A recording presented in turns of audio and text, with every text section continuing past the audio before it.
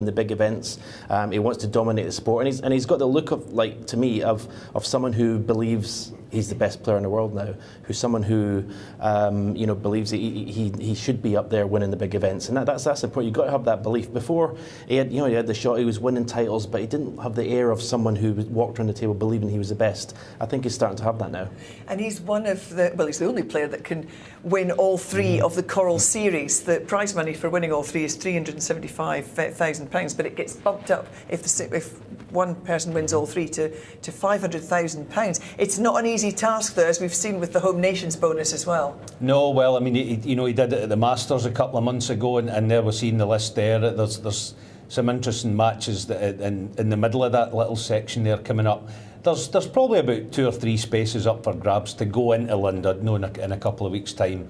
But I think, touching on the Judd Trump domination thing, I think just the nature of the circuit and this Coral series tells us that no one is going to dominate this game, because there's too many good players. There's a lot of good players not on that list, so but as we say, it's a good lineup, and possibly Judd may be the man to beat. Yeah, Judd will play Jimmy Robertson on Tuesday evening, I think that one is.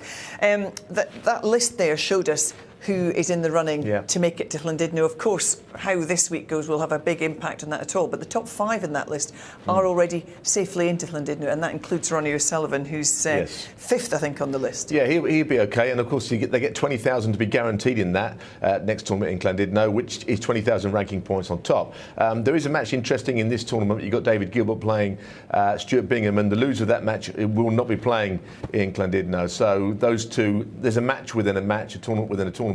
We mustn't forget that this tournament in its own right is big, but when we look at the chance to play in that big event, I mean, the one in Llandudno, and we're here this week, but that one is going to be best of 17, the final best of 25.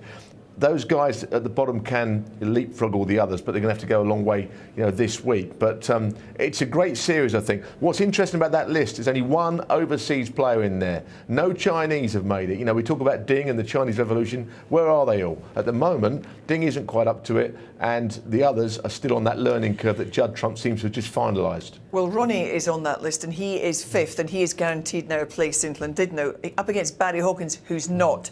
We haven't seen Ronnie in action since he went out of the Welsh Open. Yeah, the last time we actually watched him on ITV4, he lost to Marco Fu, as we've seen there, and it was a bit of an indifferent performance. The shot that actually, his last shot virtually in the match, was a bit of a, we call it pushing the boat out, but he was actually smiling when he got down to play the shot, which showed to me that he wasn't on it, his focus wasn't on it on that night. But interesting to see Steve Peters with him there. That's normally a sign that he means business. Yeah, I agree. I just seen Steve picking a couple of balls out there for Ronnie. Actually, I was thinking, touching on Barry Hawkins, I think it's important he gets off to a good start tonight, because in the last 5 years he's taken a bunch of pastings from Ronnie, and I mean real heavy doings, seeing Barry here just loosen up. As I say, if he starts well, Barry Hawkins is a guy who will never drop below probably, 80-85%. Ronnie has been a little unsure, I think, some of his performances this season, because in recent seasons we've been talking about how stable he's been mentally, but I think we'll see that again tonight with Steve Peters coming in. But if Barry plays well, he's got a big chance. And of course we saw Barry win here a couple of years ago in the World Grand Prix. It'd be interesting to see how he handles this match against Ronnie. As Alan says, he hasn't done well against him in recent times. He has got one victory over him in the World Championships 2016. That came in the middle of a lot of defeat, so he's got that to fall back on. But he hasn't got Stephen Peters as his referee tonight, has he? I think Ronnie's got a referee, Dr. Stephen Peters, taking balls out of pockets. I mean, now it's either that or Damien Hirst. There's always somebody, some luminary he's got, not just normal anybody just taking balls out. Ronnie's got someone in his corner, always big. Surrounds himself with good people, much like myself. Stephen, he's on 994 centuries, career centuries, so getting very close to that massive landmark of 1,000, which could happen this week if he goes on a good run. Yeah, I was just about to say that. If he gets to the final, you would think that's going to go this week, which would obviously be a tremendous milestone in the game. Going back to his chances this week, he does love these types of events, 16 players, 5 or 6 days play. It's a sort of event that normally suits Ronnie O'Sullivan. It's an amazing record, isn't it, when you think the second highest number of career centuries is a meagre 775. Stephen, you know, what did you ever achieve? But, you know, it's phenomenal. And John Higgins has been around the same amount of times on some like 600 or whatever, so he's almost, another 40% on from John, which is, considering that the amount of tournaments he's actually missed and a full season. So, yeah, amazing. And a quick word, Neil, on Mark Allen taking on Stephen Maguire. That's the match on table 2. Mark Allen is the #1 seed, we should remember as well. He's not on the main table, but because O'Sullivan is. But, Mark Allen, he's got to come back from what happened, in Cheltenham. He did pack that match in early, and he doesn't want to do that again. He's playing his good mate, Stephen Maguire, but, he could do with a good run, Mark Allen. He's been quite quiet this year. Yeah, we'll keep you updated on that one. Coming up on the other side of this break, the second event of the Coral Series gets underway. The Players Championship, live from Preston. We start the night with a bang. Ronnie O'Sullivan, action. Phil Yates is with Stephen Hendry. First, though, to introduce all 4 players in action tonight, our MC, Phil Seymour. Good evening and a very warm welcome to Coral Players Championship here at the Guildhall in Preston.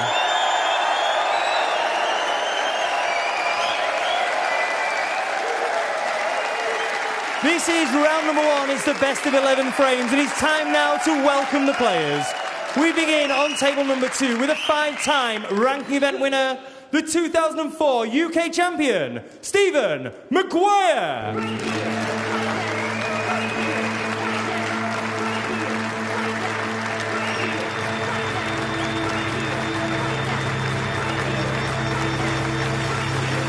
And his opponent, a former Masters champion, a winner of 2 ranking events already this season, the Pistol, Mark Allen.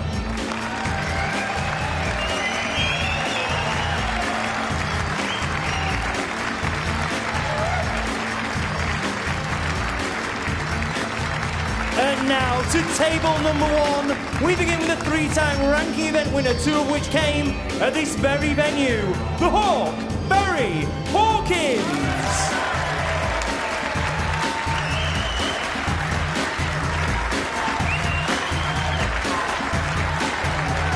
And his opponent, a 5-time champion of the world, defending his Players Championship crown this week, the Rocket, Ronnie O'Sullivan.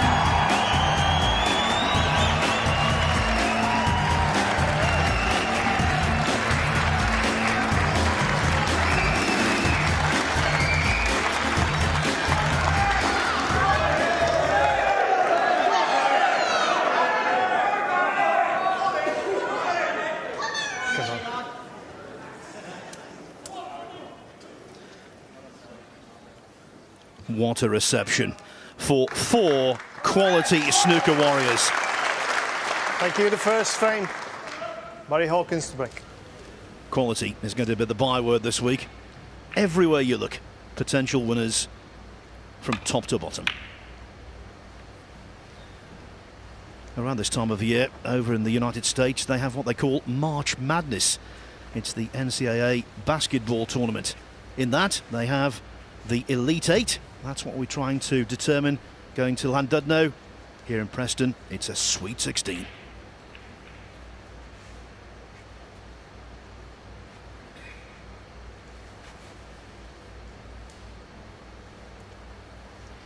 Early test, queuing. Just a bit thick. I think he's left a chance. All depends on the angle on this red to left corner, whether Barry can get on the black or not. But this is certainly what you have to do playing against Ronnie O'Sullivan. Try and get a good start in the match. The red closest to the left corner, obviously too straight.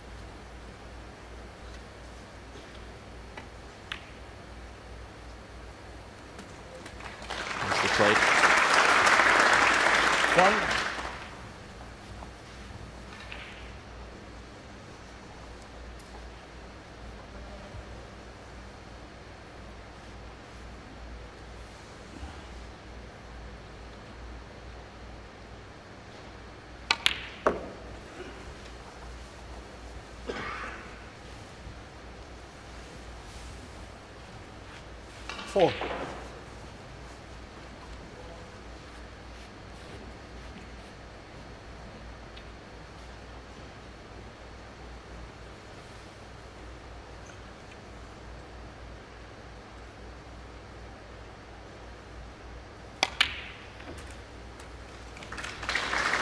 having that pretty stone-cold certain plant on was something of a bonus for Hawkins.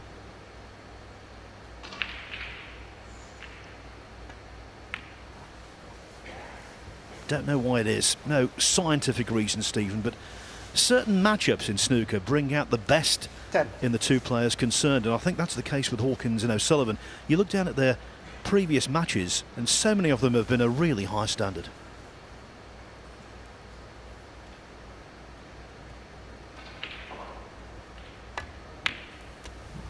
Well, I think the way they both play is they're very compatible, their games. They both like to get in, score heavily. Barry Hawkins has become one of the very best break builders in the sport. Remember the final here, when it was the Grand Prix against Ryan Day, 5 centuries in that final. Phenomenal scoring. 18.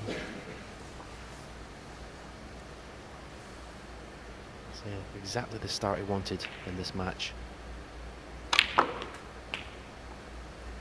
90. Really got into that cue ball there. Hardly touched it.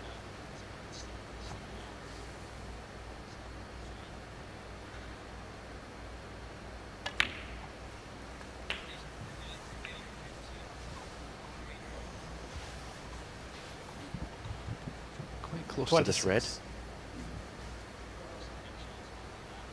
Looks to have a decent enough angle. Finish low in the black so it can go into the bunch. But more often than not, when they hit the first knuckle of the pocket, especially at a bit of pace, they're not going to go in. Dead weight, that might have dropped that red, but not at that pace. They're a lovely bunch to go into if the cue ball's somewhere near where it is now, because the little 2 reds to the right of the bunch, you can screw into the main bunch and then screw the cue ball through that red. Absolutely perfect. Just arc the cue ball into the little joint between the 2 reds that are together and the main 3 at the bottom of the bunch. Bring the cue ball towards the right side of the table. Perfection.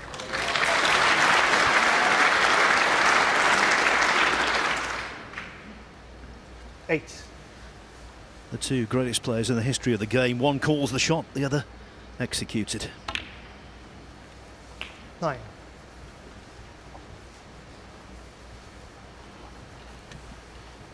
That red, you see, the 5 reds above the black, that red, it's on its own.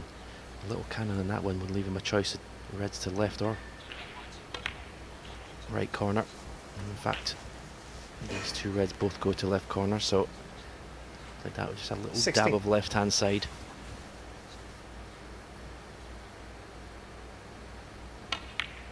Barry Hawkins was in first. 7. First chance, but he'll be sat in his chair thinking it's going to be 1-0 to Ronnie O'Sullivan. Again, tremendous action in the cue ball. This cloth must be very, very reactive. 24. Didn't want to play this one into the right middle, really. Played for the one that's closest to the cue ball, to the left corner. 25. Very interesting to see what Ronnie O'Sullivan turns up tonight. As I say, the last 2 or 3 performances have been indifferent for him. His high standards, certainly by the way he started the season. 30. 31. But Phil, when Dr. Steve Peters is in attendance, it's normally normal service resumed, isn't it?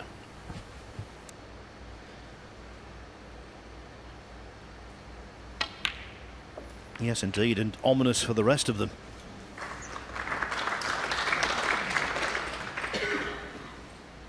$38.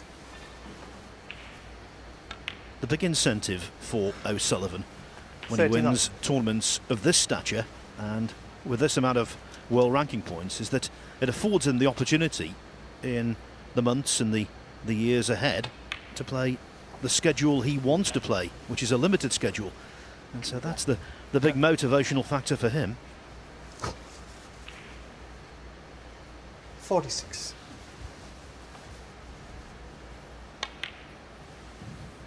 47.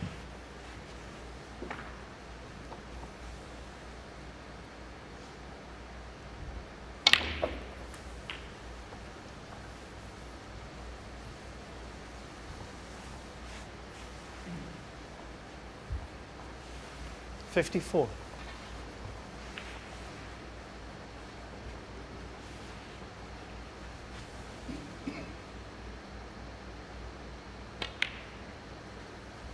$55.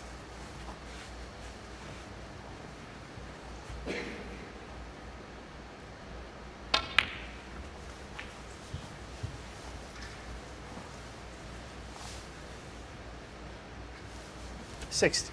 Just over screwed cue ball again. That reaction with this brand new cloth. Don't see it being a problem, but 61. He's going to need one of these two reds. And more an angle to follow through of two cushions. Top right hand side. He's going to go direct into the reds, into the pink. Well, to give him the benefit of the doubt, I don't think he was putting the camera in the red, but it's turned out absolutely perfectly. That's frame over. I'm sure he was going into the pink there. 67. Now the question is, will he go on to make what would be his 995th century break? If he goes the distance this week, he could make the 1000th century right here on the Guildhall stage. 73. Well, if he gets to the final, he will do it this week. There's no doubt about it.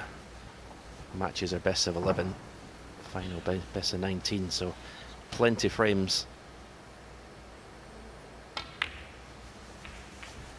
So Ronnie O'Sullivan's still here at the end of the week. Any snooker fans want to come and see 79.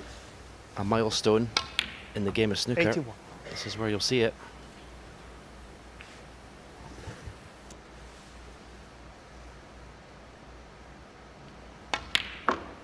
$84. Very early days, of course. We shouldn't get carried away, but O'Sullivan looks in the zone. 88.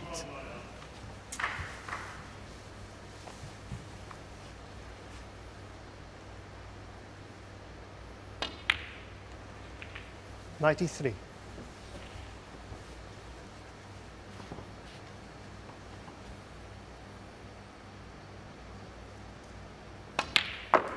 $99.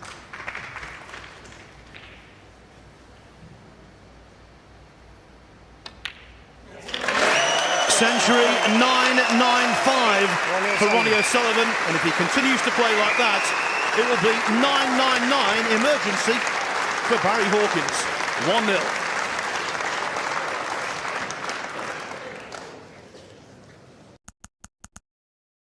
And he puts on the Second frame. Here at the Preston Guildhall Ronnie over the O'Sullivan years. break.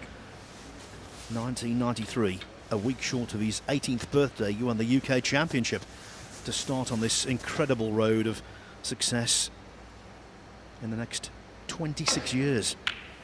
He's still going strong, and the way he started the match here suggests he's very focused.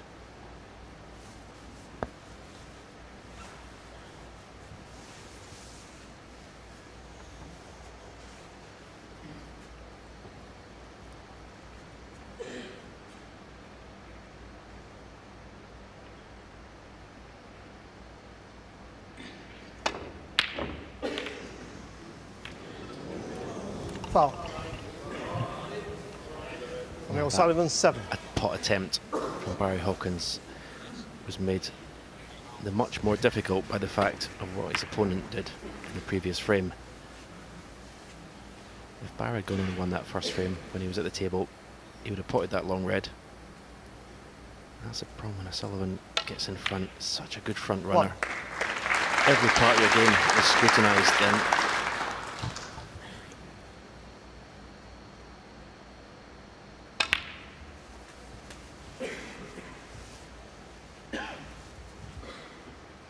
$8. 9. We're on to frame 2, but the table looks an absolute pleasure to play on.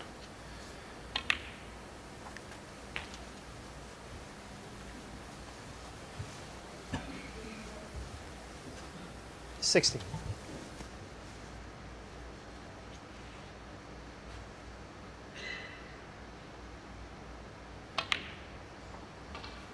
$70. And into the bunch. Again, he's got a red just at the edge of the bunch that he could possibly screw into. If he played the stun that time, I think there is a red to right middle possibly. Two reds together, the one to the left, I'm sure goes to right middle. Maybe even both of them go.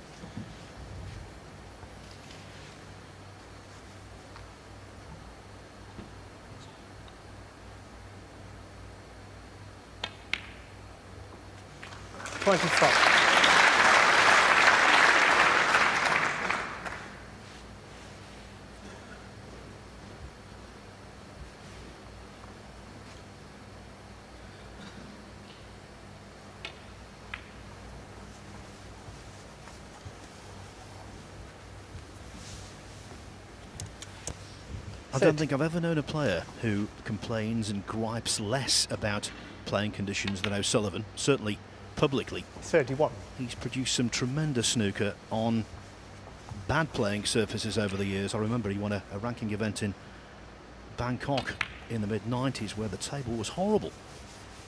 But give him a good surface, as Stephen has said, this one is a very good surface and he can make the balls talk.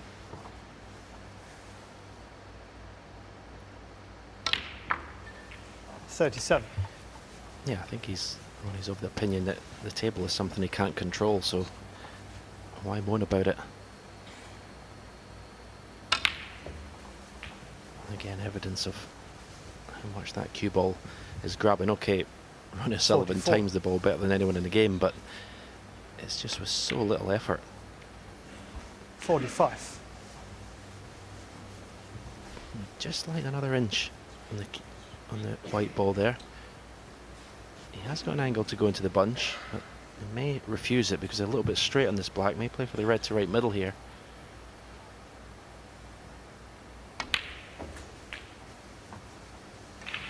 Now imperative to get top side of the blue.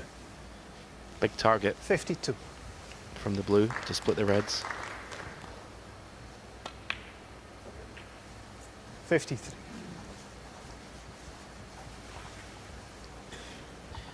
Take the cue ball right over the pink spot.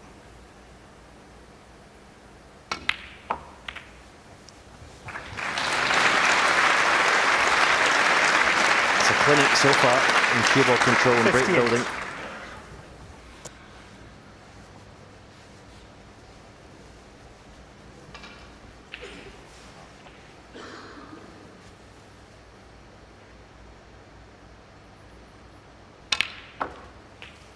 .59. Look at the delayed reaction of that screw back and reverse side. Fantastic. He looks $1 million. 64. And with this straightforward red, another frame has gone west for Hawkins. 65.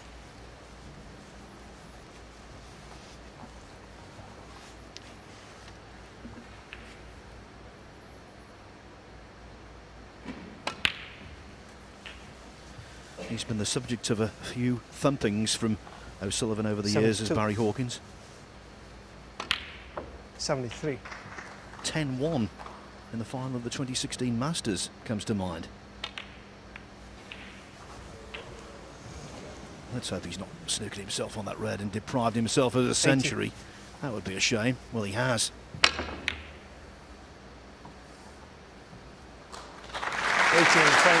No century, but a fine break of 80. Hawkins missed the red from distance, knocked in the black. O'Sullivan did the rest, and just like that, in less than 16 minutes, taken the first frame from Stephen Maguire, and he's on a break of 32 to start the second. As for the match we're concentrating on, 2 frames are in the books already. Frames of 9 minutes and 46 seconds, and then 5 minutes and 50 seconds. That's the time it's taken for O'Sullivan to lead Hawkins 2-0.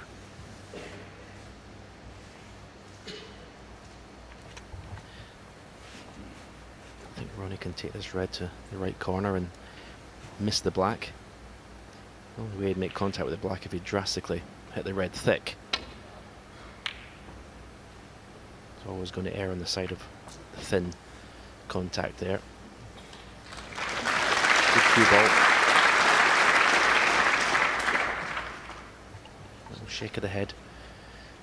Probably the only, he's any weakness so far is I suppose he's long putting.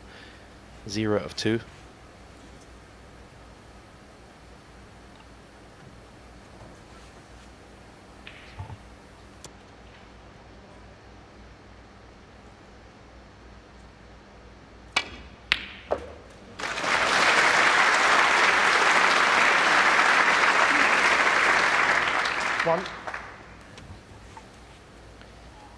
Fabulous long pot from under the ball cushion. Got a nice angle in the yellow. Just drop on the red to the extreme right of the bunch, to the right of the pink. There's that cue ball to stop. I think he's okay. 3. I'm still having a look at it. Foul. Yep. Miss. He wasn't Barry quite Hawkins, sure 3. about that. It's almost Ronnie like he O'Sullivan, was 6. he was queuing up. He was looking to see if he'd pot it, and he ended up deciding to hit the cue ball. I don't think he was 100% convinced, even down on the shot.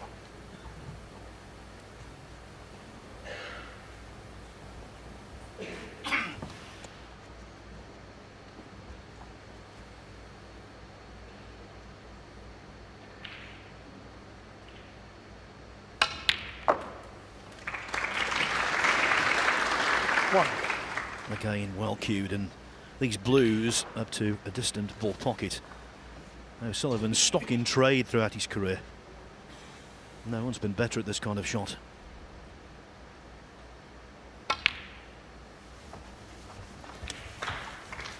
Yeah, the previous shot was played with a lot of control, wasn't it? Players, you might see him hit that just 100 mile an hour, try and get the cue ball out of there, but he had confidence 7. in how well he was going to time the cue ball to not hit it, or not overhit it, I should say. Does the red beside the black go to left corner? Yes, it does. 12.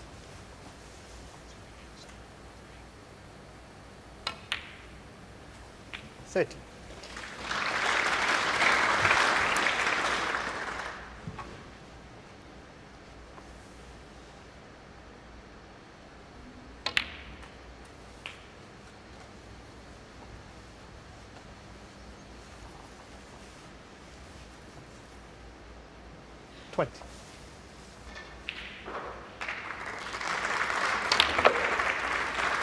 $21.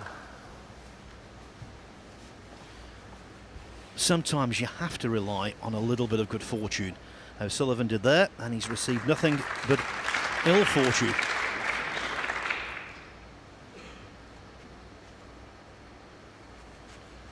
The red blocking the path to the black. Can you stand still, please, when he's on the shot? Thank you. And this pink to middle is decidedly ticklish, especially with the cue ball and comfortably close to that side cushion.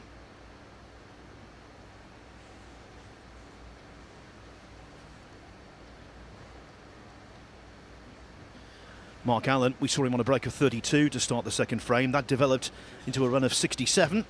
Stephen Maguire's conceded, so Mark Allen leads 2 frames to 0. Can you please tell him not to move when he's on the shot?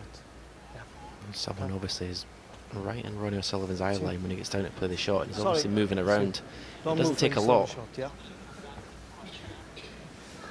I think the gentleman who's moving is oblivious to the fact he is moving.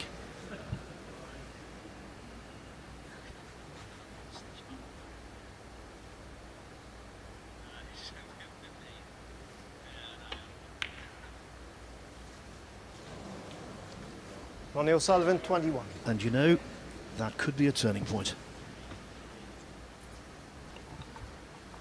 Well, it's a big call, Phil. But it's certainly going to be a turning point. Well, hopefully for Barry Hawkins fans, that it's going to be a turning point in this frame. What a gift this is. 1.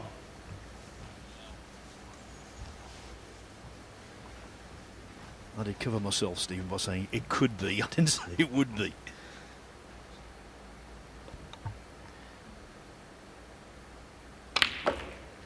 This is a massive visit in the context of this match for Barry Hawkins. 8. Got to score, got to win the frame at this visit. You don't take these kinds of chances, it just, well, your opponent just feeds off that. 9.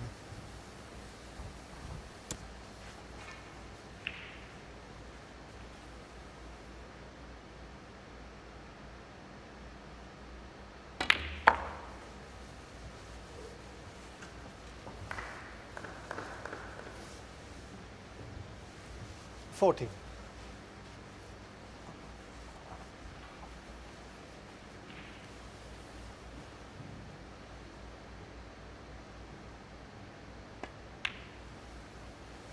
$15.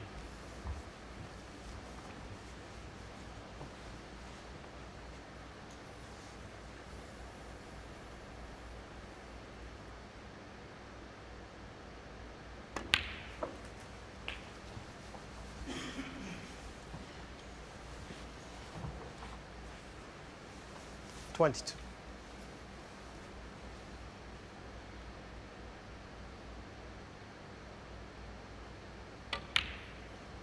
$23.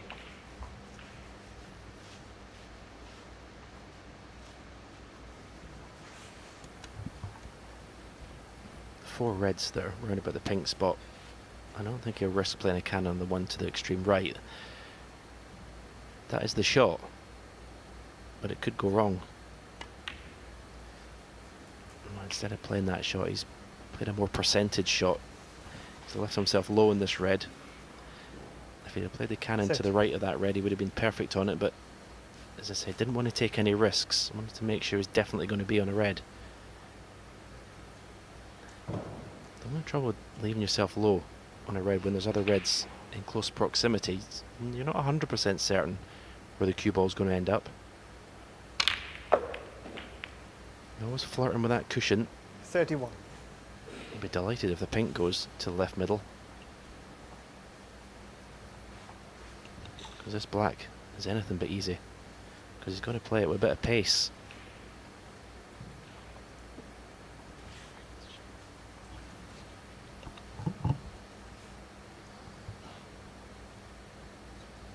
This is a tough shot. Even tougher when you're 2-0 down. Butchered it, I'm afraid. A mile away. Barry Hawkins, 30. It's not often you see Barry Hawkins show frustration, and he did go back to his chair. Understandably so, because that was a pressure shot, undoubtedly, but the key action a lot more jabby than normal.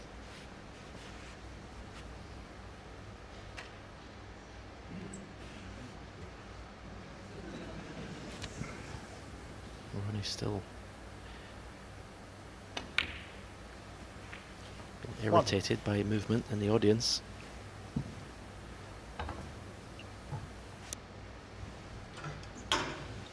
The Guildhall once had a suspension of play, Stephen, for around 5 minutes while they determined who was snoring. Someone right up at the back was giving it some zizz.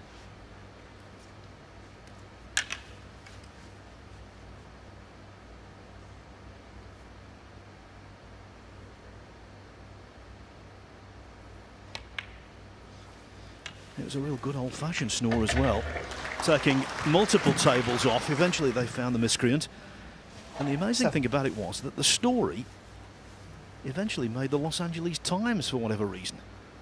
Who'd have thought that? 8. So snore in Preston and you can make it in Hollywood.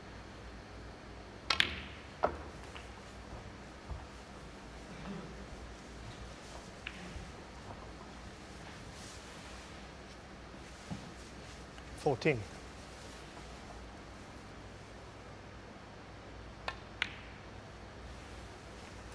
15.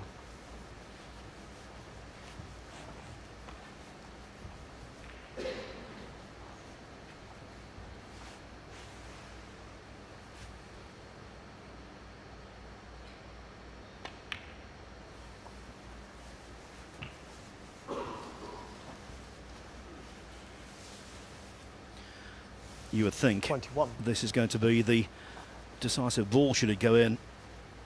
Other than this, nothing should be testing.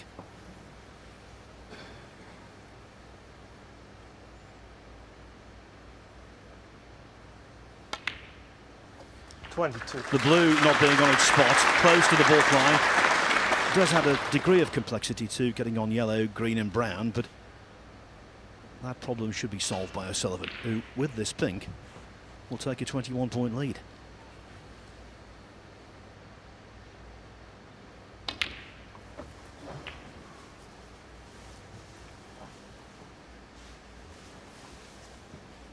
$28.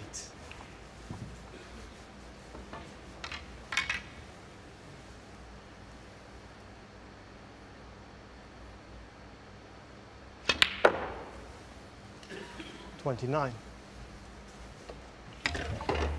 Yeah, it's looking like that. A little bit of a negative positional shot from Barry Hawkins is going to cost him this frame. If he was 2-0 ahead or the match was even level, he would have played the cannon to get nicely on the red. Because he was 2-0 down, he felt he just had to be on a pot. And then the problem started. Didn't get on the colour properly. 30.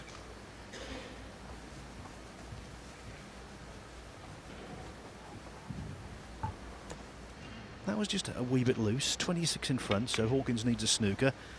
Now though, with the green going in, make that 2.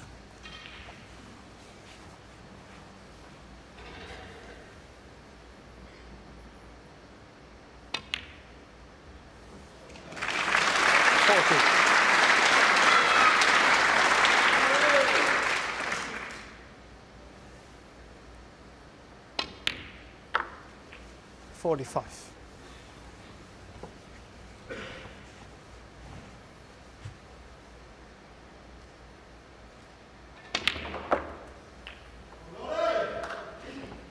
$51. Can you please stop it? There's another game on. Thank you.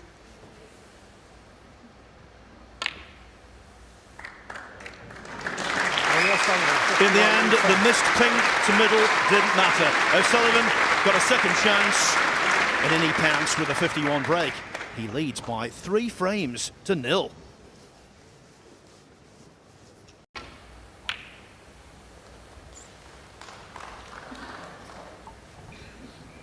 Let me just quickly tell you, it's going to be 3-0 to Mark Allen on the other table. He's currently 85-0 ahead in frame 3. No way back for Maguire in that one.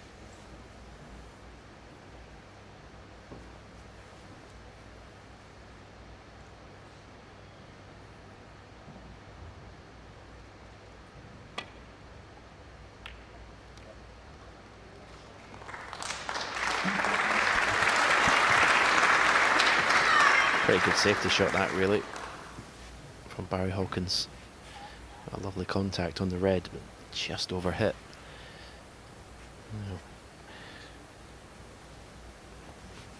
Ronnie O'Sullivan, if there's been any weakness, as I mentioned earlier, it's been his long game. This is a real test of Q, and look how straight this red is.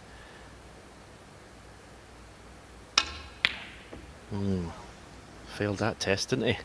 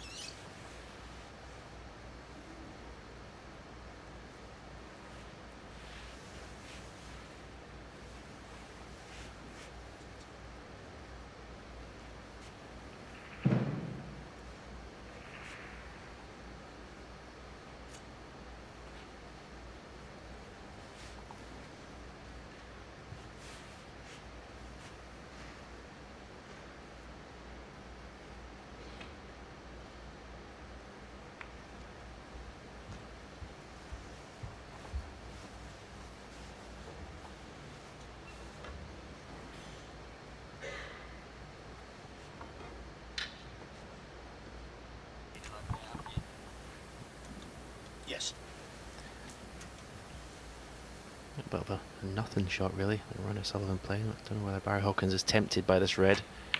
No. 3-0 behind. Desperate to get this frame on the board. 4-0 down at the interval. You can't see any way back for Barry Hawkins. 3-1, he's very much in it.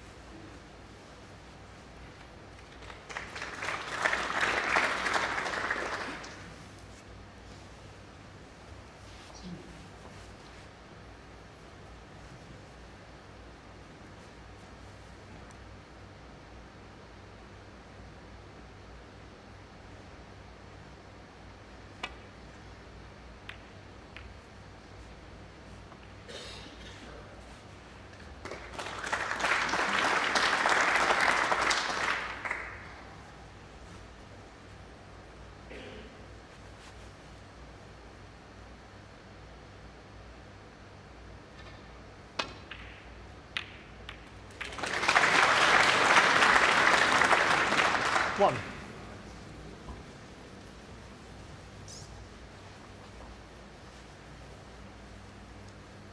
Which colour? Okay.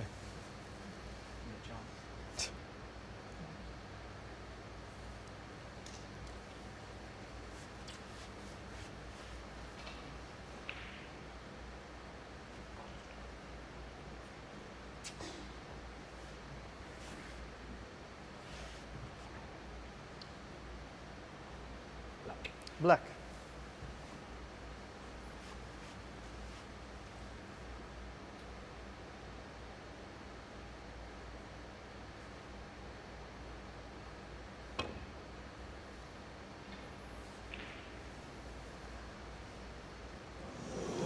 Foul. Miss. Ronnie O'Sullivan 1, Barry Hawkins 7. By a fraction.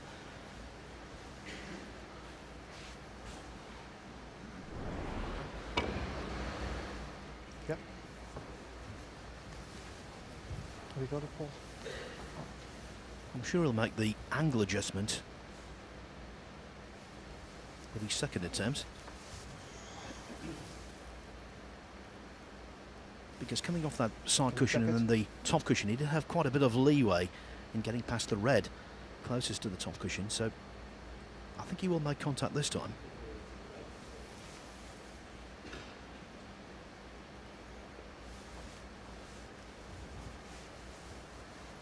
A referee from Malta, Terry Camilleri.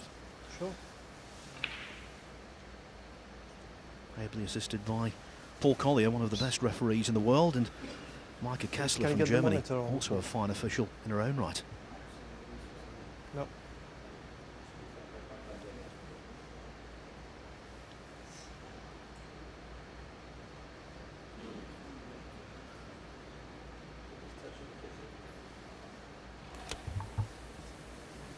Well, it shouldn't be taking this long.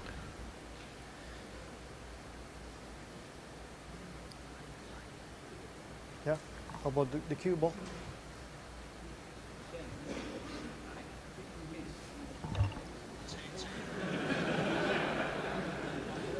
This is, I have to say, this is poor from the officials.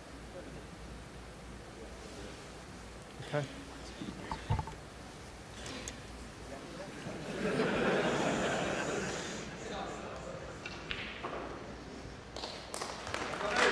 Sullivan voiced his displeasure. You didn't need to be a lip reader to hear the word unbelievable as that was going on. Can you check it, please, Paul? I think it's a bit further from the red. Still in the wrong position.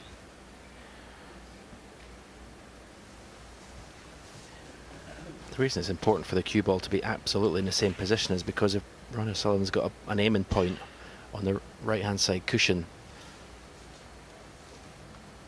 he obviously has to make the adjustment, but he needs the cue ball in exactly the same place. But as I say, I'm very surprised it's taken so long.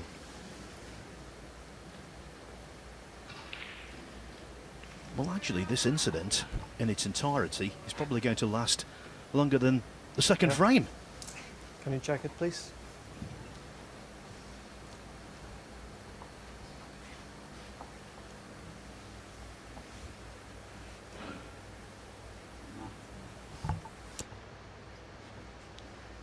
It's black ball again. Are you sure?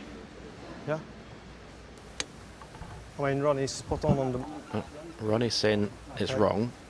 The officials are saying it's spot on. Okay. I can't get to the white where I need to. Whereas before I could pinch it and get it in there. So it's further Paul away. Collier's actually got a screen in front of him that can show him exactly where the balls were. I can tell when I'm like this, but I can't touch the ball, so you're going Yeah, to have to deal with it. Okay.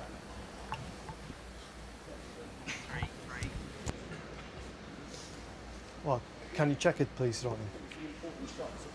I know. It's not my job, it's your job.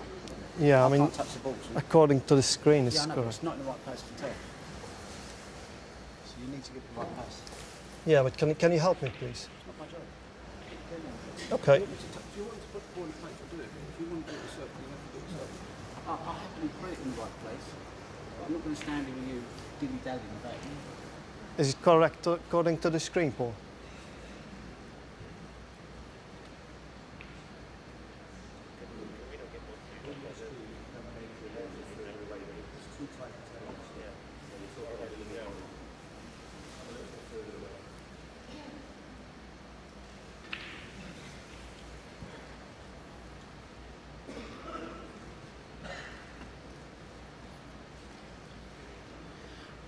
Now that is the position for the first attempted escape.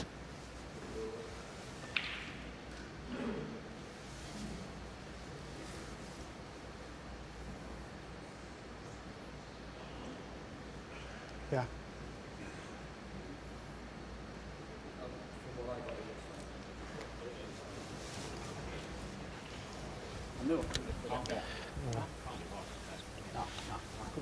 That's where it was before, and so there I don't is think it's far from the red, Paul. a difference. Is that far from the red? There is definitely a difference. My way through here, but so you can get to that side of the white. Yeah, I could get to the side, that's what I'm saying. I mean, I could put it where it is. It's a small difference, but as they say so often, it's a game of fractions.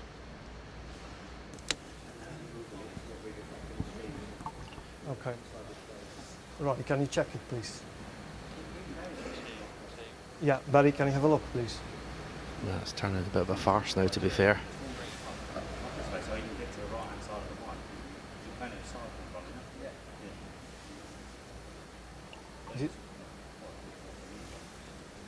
Is it fine from there? The point that Hawkins is making is that O'Sullivan played the shot with a touch of right-hand side, so he has to get to that side of the white to be able to do it.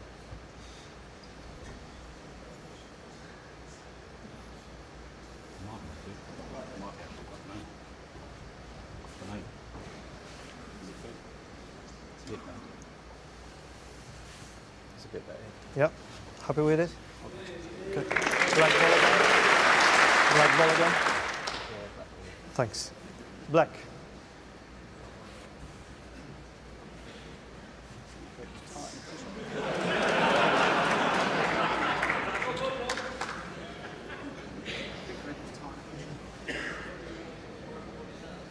think it was tight.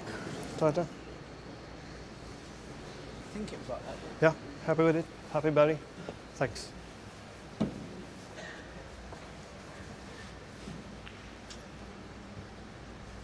So as predicted, this whole interlude has taken longer than the second frame, which was 5 minutes and 50 seconds.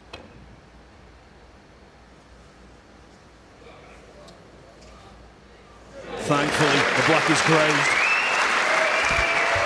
Yeah, I think the ref is the most relieved man in the venue to see Ronnie O'Sullivan make contact with the black that time.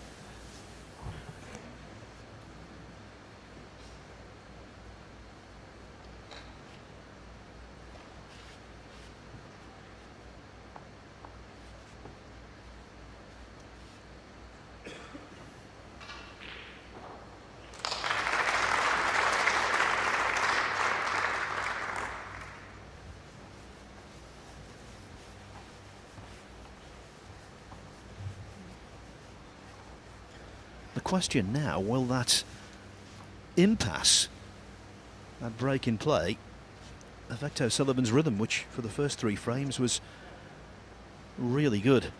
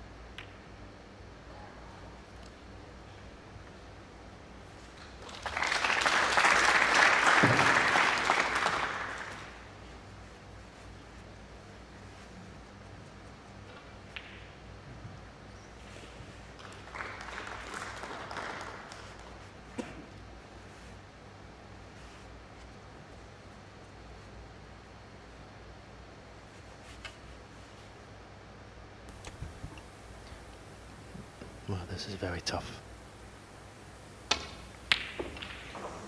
Again, you have to say a long way out with an attempt at a long pot. In the balls, it's been perfection really tonight, but from distance, anything but. Yes, it's a strange mix, there's no doubt about that, because it's not only missing the reds, but missing them by an awfully long way. 1.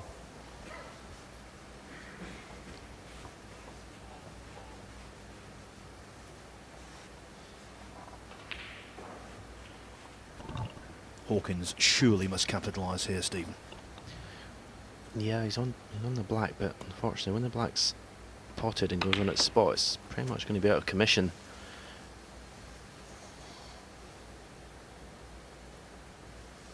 Eight. So we'll have to concentrate on the pink. And not straightforward, this opportunity.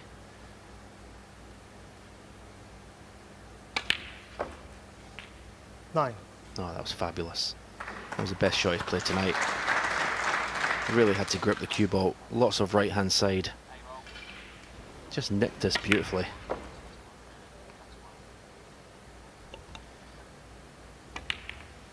Sometimes when the chance you get is not obvious, it just makes you concentrate that little bit harder and you take advantage. 15. Sometimes when everything's obvious, you just don't concentrate properly, just take it for granted. Whatever, this is a very important 16. visit to the table for Barry Hawkins. Again.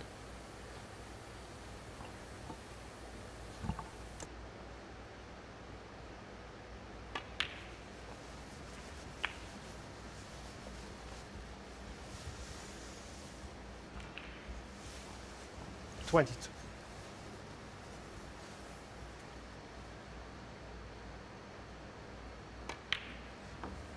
23.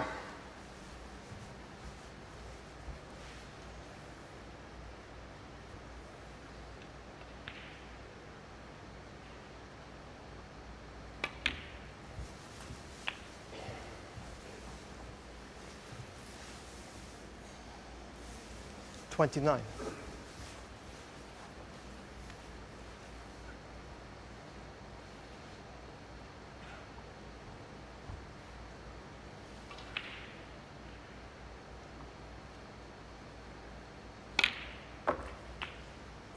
30.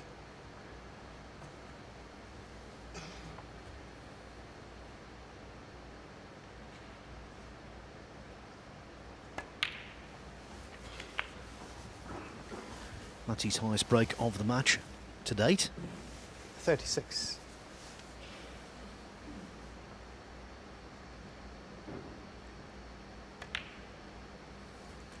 37.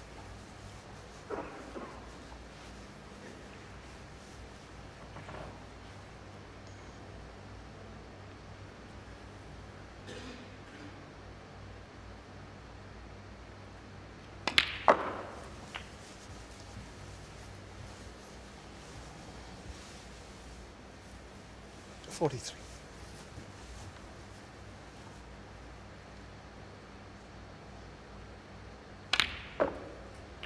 44. Again, you see the reaction, the cue ball this time over screwing the cue ball by about a foot there. You can see the reaction from Barry Hawkins as soon as he played the shot. He's normally pretty good with the rest, but he's put himself under a little bit of pressure with this shot. Oh, nice shot. A lovely gap through to this red to the right corner as well. 50.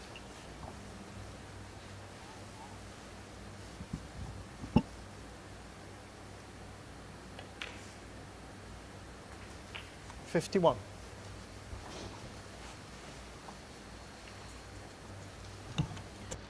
Getting very close to a frame. He knew he simply had to win.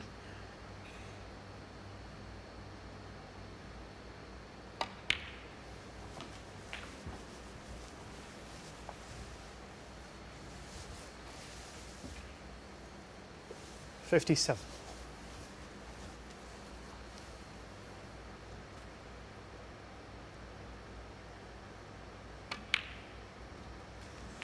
50. Now that wasn't quite a full pocket, so consequently, psychologically he played away from the other red and almost missed it.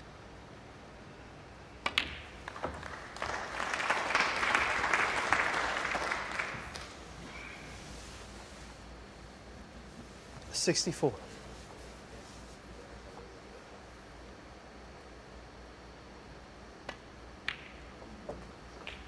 65. Well, given the way the first 3 frames went, this is good stuff from Hawkins.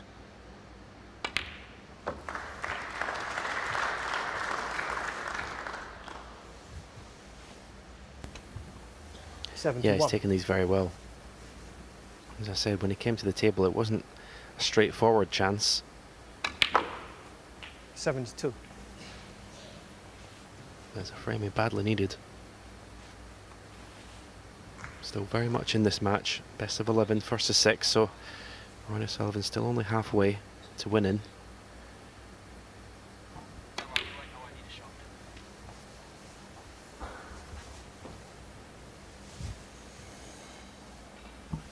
$78.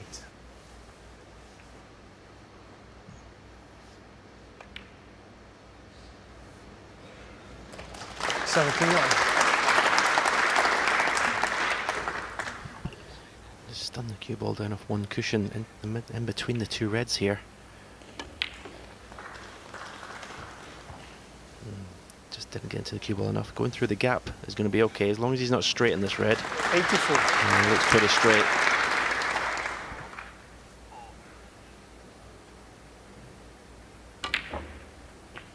Ah, what a shot. 85. Very clever.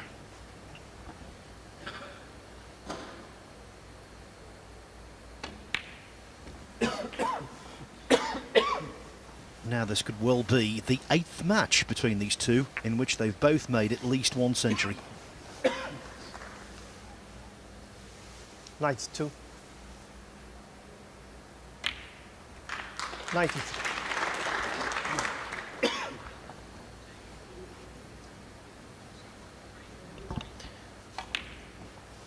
You would have been impressed, Ronnie O'Sullivan, that shot that Barry Hawkins played along the black cushion, using the jaws of the pocket to get on the black. 99. He would have liked that shot. Would have appreciated it. Fabulous century break. Just when he needed it.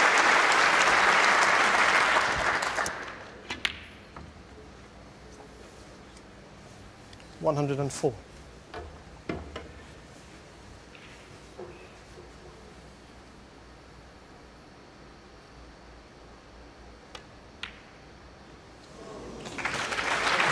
Barry brushes off the barrage with brilliance. Make no mistake, he will not wave the white flag, even though at the interval It's O'Sullivan who leads by 3. We're just taking a break now after the opening 4 frames. And we talked, Neil and Alan, before this match about how important it was for Barry Hawkins to get in and have a good start to this one. It certainly didn't happen. Yeah, we spoke about some of the pacings that he's taken at Ronnie's hands in the last 5 or 6 years, and today was threatening to be another one of them, you know, until he got a frame in the board, thankfully, at the interval. And we're going to see here, you know, this was obviously frame 1, and Barry Hawkins, the only thing playing this black, he kind of stuns it. I think a player, especially that early in a match, you want to give yourself another 6 inches of room, because we'll see the way he plays this red. It's almost like, not blind, but he kind of not giving himself enough room to play it. I thought, Neil, I don't know. Yeah, I wouldn't have minded being that close. I know what you mean. He didn't play that close. This, as called by Stephen, and he's got that red at the bottom of the bunch, which he's going to screw that into play and get the others open. It's a class shot from a class player. Brilliant break builder, and it was important, I think, that he got started. I thought he was a bit lucky here. I mean, I can't imagine he played it like this. Yeah, he must have tried to go into the pink, but you know, you've got to take them when they come, haven't you? The danger there is a half ball in off, isn't it? And then he brushes the black in for the ton. And as we said, Jill, that's Barry Hawkins knows going out to play the match. He's got to get in about it earlier. Ronnie will just take him apart. And this is, he started queuing nicely. Now he's got this little black, which was timed properly. This next little black looks like nothing, but where the cue ball lands, it lands absolutely plumb on the red. He can now get top side of blue, and we know what happens when he gets top side. Yeah, and this frame, actually, when he knocks this in, this frame is like the perfect storm. It's a 5-minute 50 frame. You don't get frames under that under 6 minutes long, you know, very often, and you know, he's buzzing it here. I mean, Stephen mentioned it in commentary, you mentioned it. I don't know if he's played on that red there. I wondered if he played on the red by the pink, but he's got that horrible little red at the bottom now, and the result is he's got this awkward shot. Yeah, that's the shot that players, actually before a match, you actually hope and pray you don't get faced with that shot. The harder you hit the ball on a brand new cloth, the more inclined you are to miss. This is where things go a little bit weird, because Ronnie already got the needle, I think, with Temi Camilleri, because he asked it to nominate his colour when he wasn't ready to tell him. So he's got a bit narked. This went on for longer than that third frame did. I think Terry, if I was the referee now, you know what, I would just get all the balls and just throw them all over the table and say, thank you very much, I'm finished with refereeing. Because Ronnie, look, Ronnie's may be right or wrong, but I'll tell you something, it's changed the match in the first 4 frames, because look at his reaction when he misses this. He hit it badly, that red, and he's lost his focus. Look at that. He's not the same Ronnie that we saw for 3 frames.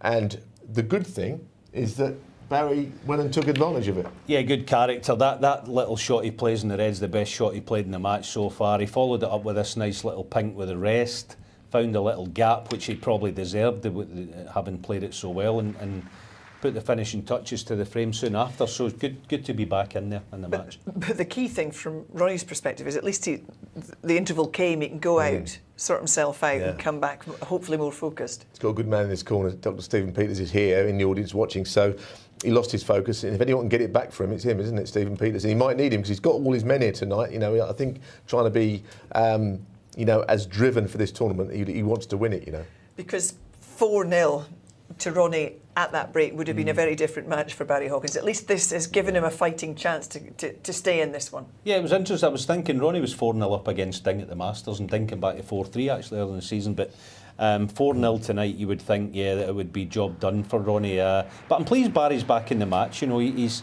as I say, he never really drops his standards that low, as he showed in frame 4 under deep duress. But he's in there punching, and a good start in this next session. He's right there. Everyone's sitting with a chance. The referee didn't do what I would have done. I quit.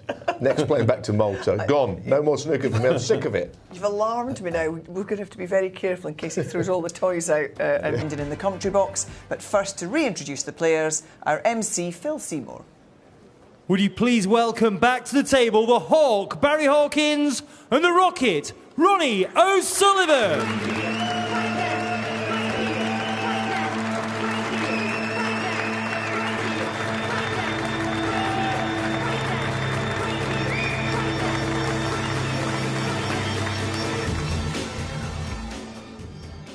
Frame 5.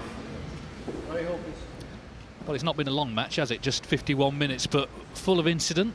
O'Sullivan started like an express train, century in the first frame, led 3-0. Then we had that business with putting the balls back. in frame 4. And eventually Hawkins made his century to get on the scoreboard, give himself some hope. But maybe the interval has come at a good time for O'Sullivan. As we've been saying, Dr. Steve Peters is here, who can only be a help if his mind was a little bit fractious, because it went on a long time.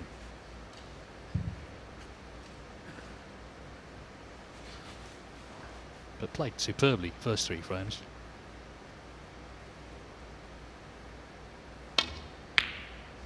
And that's not too shabby either.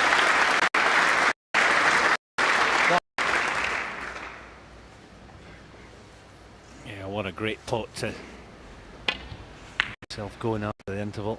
Yeah, not quite in the black, but you would have known the pink was on.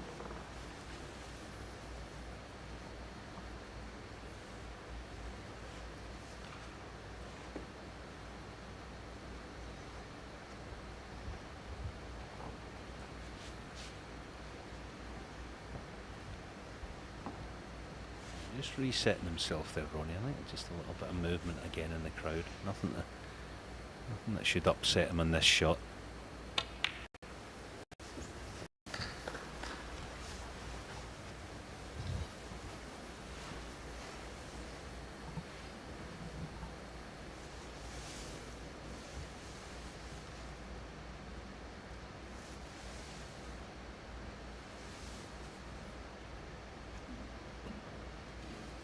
Seven.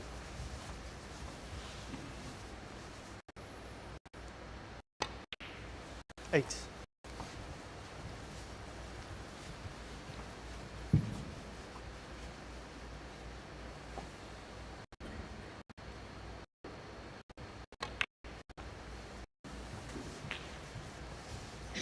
Preston Guildhall official, special Ronnie O'Sullivan, where he won of his so far 34 1993 Players Championship.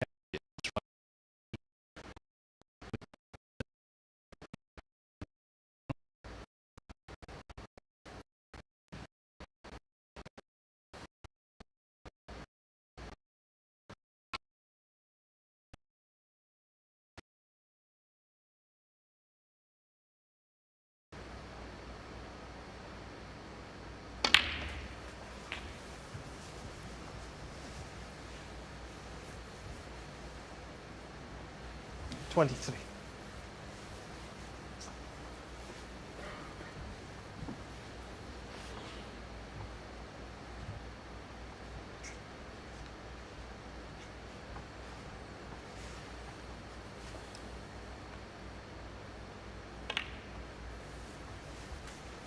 $24.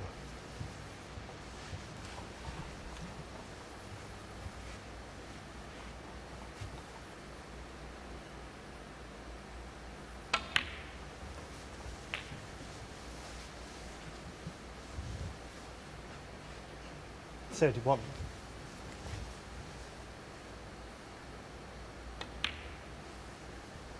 32. Interesting, leaving the high black. It's not a shot that's played all that often in the modern game. Players tend to go in from the low side.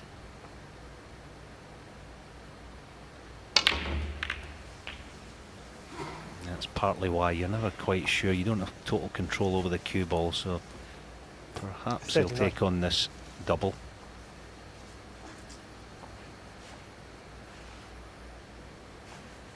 This will tell us a lot about how he's feeling, because I think it's probably about a 60-40 for him taking the double on. But there you go. That tells you that he just, he's in a good place actually. Ronnie O'Sullivan, 39.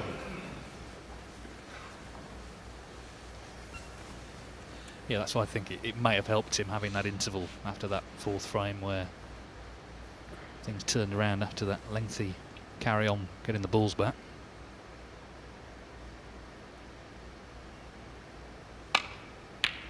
But he did leave a pot on.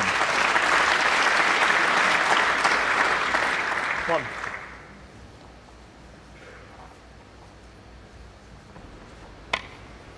The thing with Barry Hawkins, it seems to me he plays to a very consistent standard. That's assuming he's getting chances. Of course, if you get frozen out, then you can't do anything. But getting in, his standard doesn't dip that far, really, from match to match.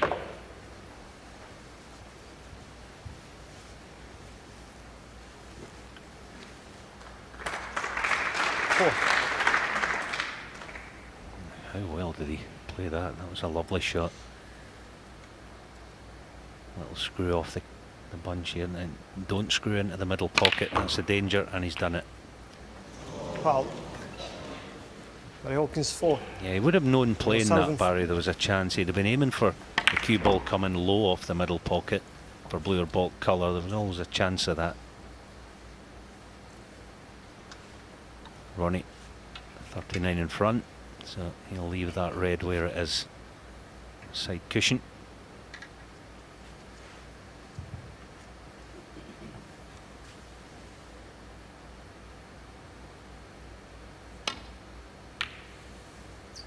Even that's a clever shot. Alright, if he catches the yellow, it spoils it, because Barry can then lift this red. But Ronnie was you're trying to put the cue ball up near that yellow pocket there so that Barry couldn't play the red. This one will go though. It's a natural half ball. And a couple of cushions, missed the cannon on the red. Yeah, unfortunately he got too close to it. Needs a green to come to the rescue.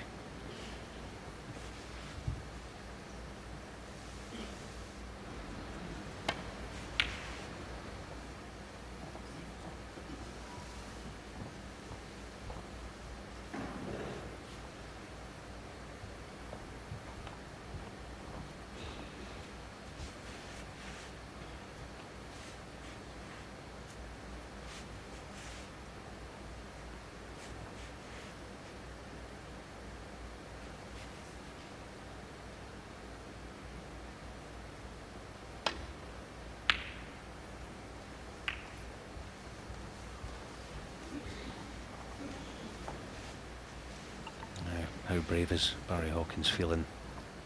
This red right centre, the only cover that he could possibly get in playing it is with the blue, but it's difficult to actually take your mind off the red that you're probably going to leave and just commit to this pot here. This is a tough shot. If he misses it, he thinks he'll lose the frame. Yeah, that was asking a lot. That was a difficult one.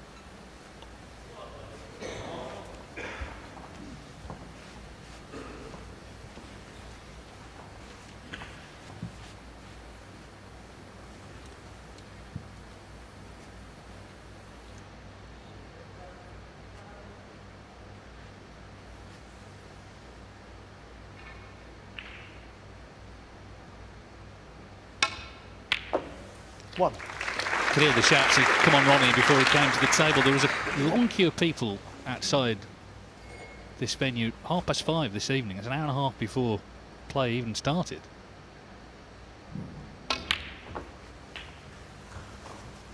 That's the thing. He's not, in this sense, like Steve Davis and Stephen Hendry when they were the best. Very often they had people cheering against them, but O'Sullivan, I think most people agree at his best is the best, and he's still the most popular as well.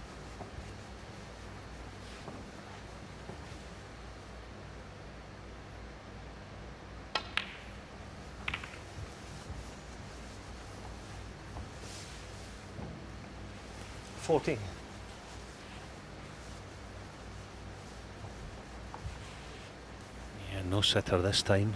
It's been good this evening going into the pack. It still has the cut back though, and the other red is a wee bit of insurance should he miss it. The fact that he's playing it with quite a bit of pace actually helps this. Yeah, he's managed to hold it. That is just a wonderful piece of cue, and he's unfortunate if the brown doesn't pass.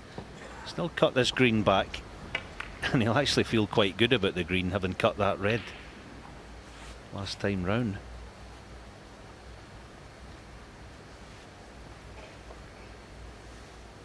I actually expect him to almost play this a little cannon on the triangle of three reds together.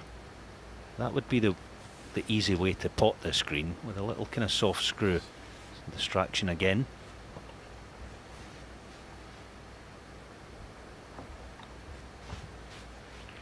Well, it was just in his eye line, so he's just taken a moment. If he lands on a red here, assuming the green goes in, it's surely 4-1. Yeah, 57 the lead, with 67 on.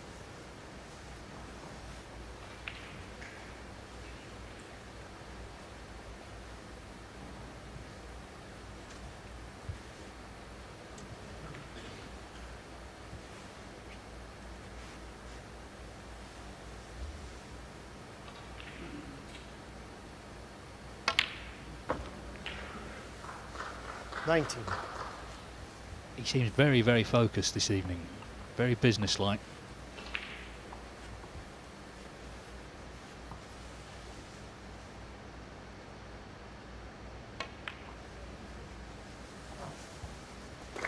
He's had, by his very, very high standards, just a slight slump in recent tournaments. Lost first round, as we know, in Cheltenham at the World Grand Prix. Went out early at the Welsh Open as well. Lost to the Swiss player, Alexander Ursenbacher, in the third round. 25.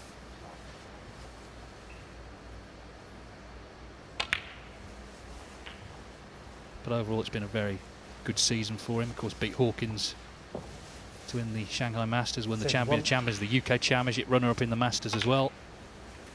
32.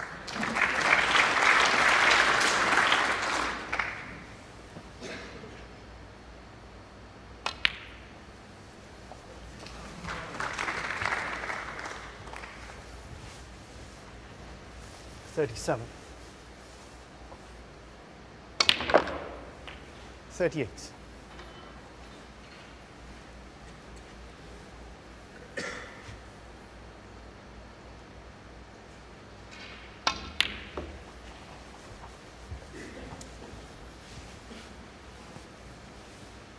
$41. 42.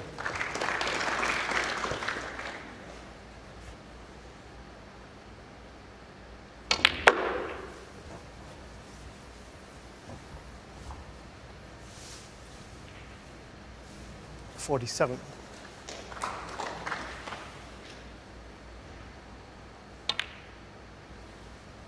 49.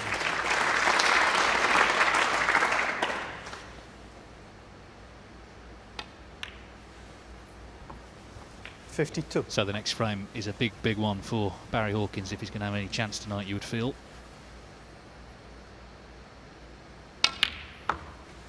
That in-off was a big moment for him in this frame. Did have a couple of chances, but it's another one that's gone the way of the 5 times world champion. 61.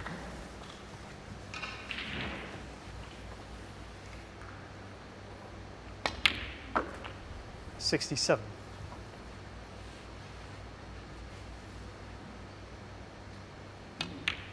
Well, a terrific clearance of 74 from Ronnie O'Sullivan, who goes 3 frames clear again. 2 more required, and he's in the quarterfinals of the Players Championship. He leads Barry Hawkins in Preston by 4 frames to 1. Defending champion, frame 6, leading Barry Hawkins 4-1. Ronnie O'Sullivan to break. O'Sullivan tonight has made breaks of 106, 80, 51, and in the last frame a 74 clearance.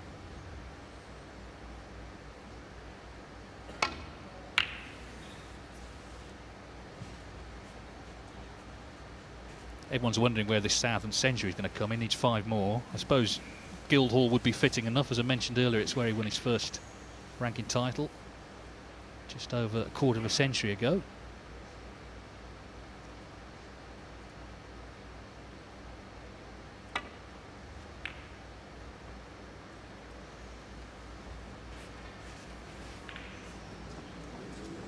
Foul. Well, nothing's really happening, is it, for Hawkins at the moment? Yeah, it was a good bad one because he played it with a little flicker left to avoid the double kiss. Unfortunate. Now, how's Ronnie's? His long game has not been absolutely on point this evening. Let's see, because he's bound to leave one. Taking this on. Full commitment then. Almost has to play for black.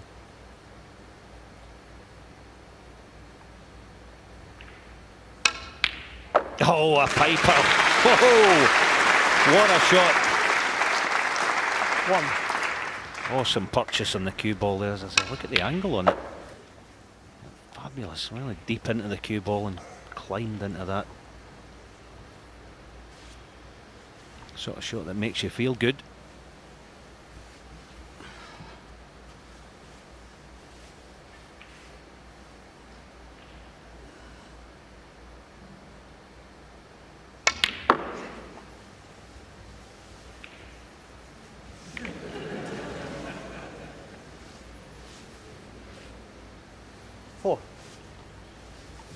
is he on this red? He is, you know. A little brush cannon off the two reds next to it. This is perfect. Yeah, as that white was running into the reds, he was sort of staring accusingly at the cue ball as if to say, don't you dare mess me about here, and it didn't, as it turned out.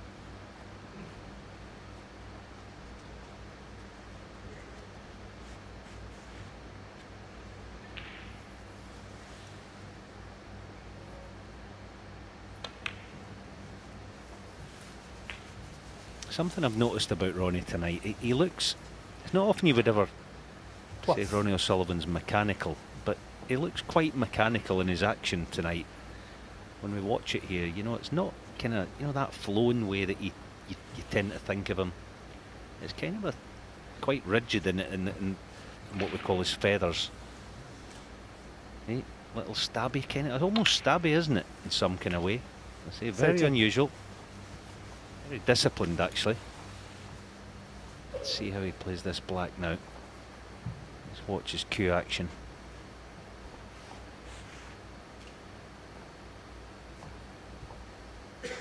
See, when it goes to the end of it, in the back of its flow, there's not really any stopping normally. See that stop, and it's, yeah, it's kind of more mechanical, I think, tonight.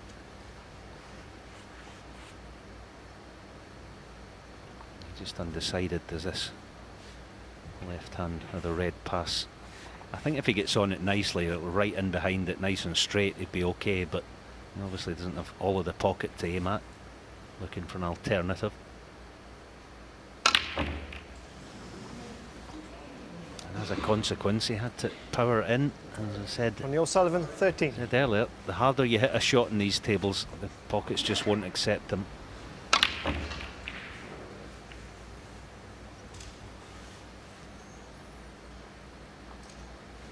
The onus is on Hawkins to make something from any chance that comes his way, because he's starting to run out of them.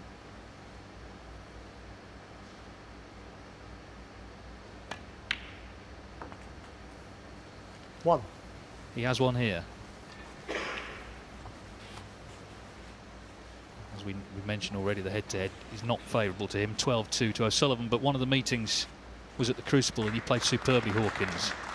He's already said he regards it as one of his greatest ever wins, and it was a second round match, but to go toe-to-toe over 3 sessions with O'Sullivan and win, huge result for him.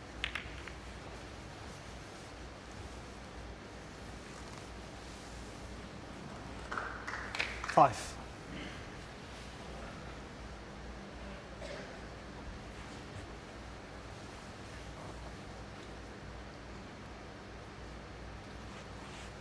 If he's going to have to bend the cue ball to get through to this red, there's no point in playing it, because there's no colour to follow it. This one's not very appetising either with a spider, is it?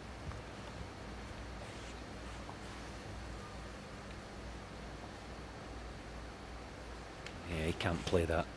He simply can't play it, because he can't play it with any pace. No, he can't be playing this shot.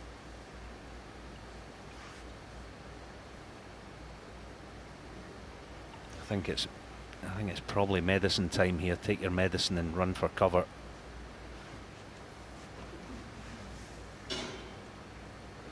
Sometimes you try to convince yourself, but there is a harsh truth. If you can't get through to it, you say you just don't play it. As I say, you can just almost feel he's just itching to have a go at it. But yeah, as I say, it doesn't go. It doesn't go.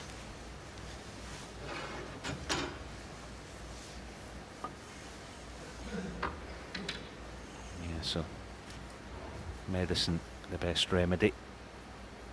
Just drop this in, pick your spot in the baulk cushion. Well, he's tried to get out, and he is on the pink. Great shot. 6.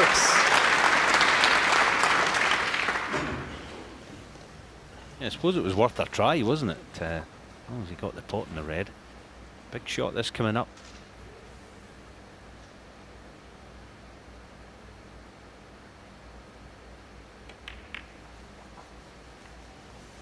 Oh, it dipped. It dipped. Barry Hawkins, 6. Yeah, see it again. It was there. It was in halfway there, wasn't it? And then there it just started dipping.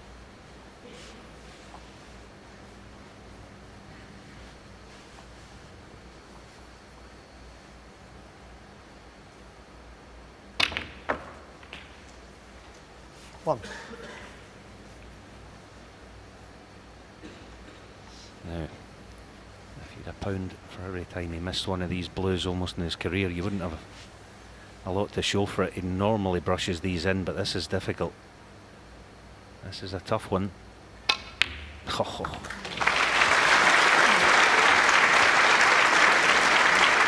Oh, just struck it so sweetly, didn't he? 6.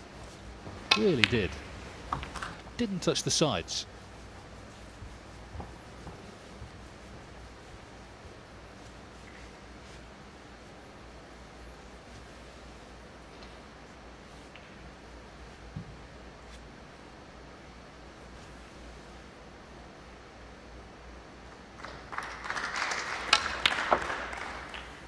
Seven.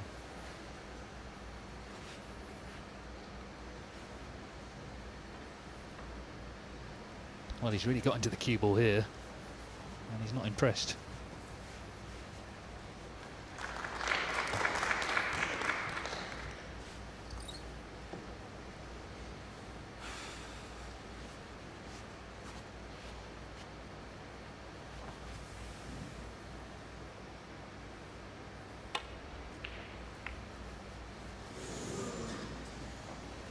Ronnie O'Sullivan, 7. So after that great blue, the break has come to an abrupt halt.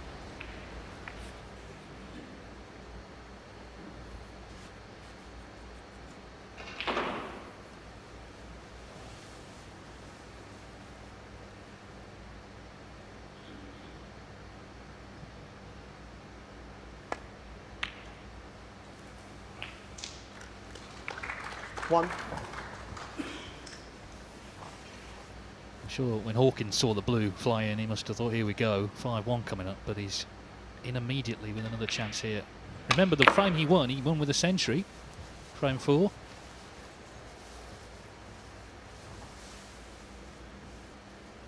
Seven.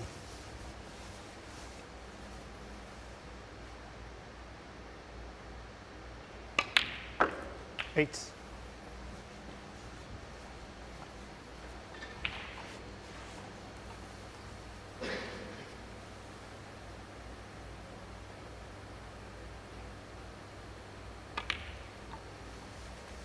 Yeah, so just 4 points behind. Barron taking 5 red blacks. 14. He's going to need the last of those difficult red.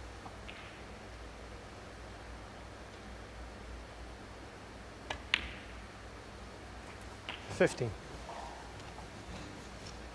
He's already thinking about it, but he had a little glance at it again there, didn't he? He just leave it for later, obviously.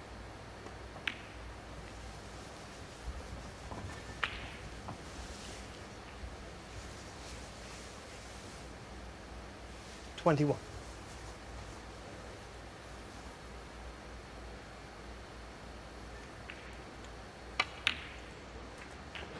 $22.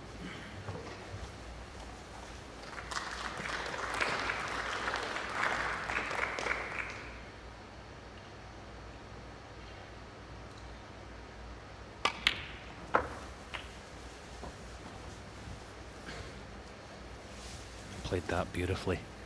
28. Able to get rid of the more difficult one of these 2 reds, back for blue.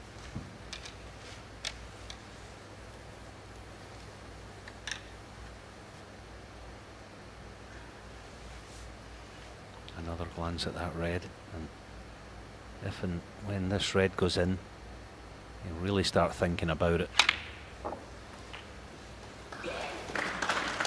29.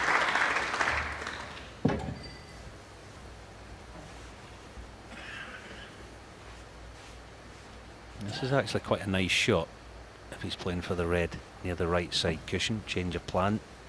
Brown for the easier one.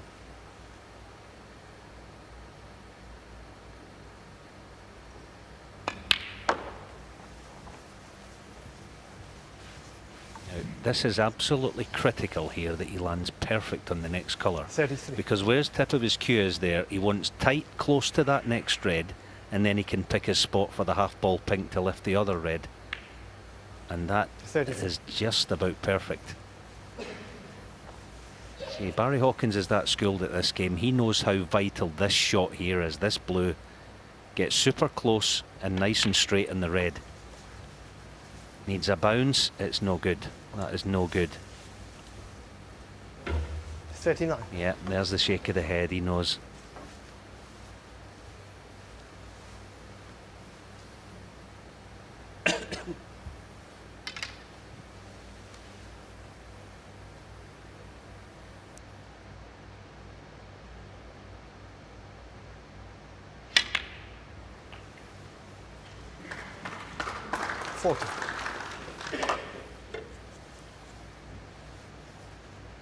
Played that lovely.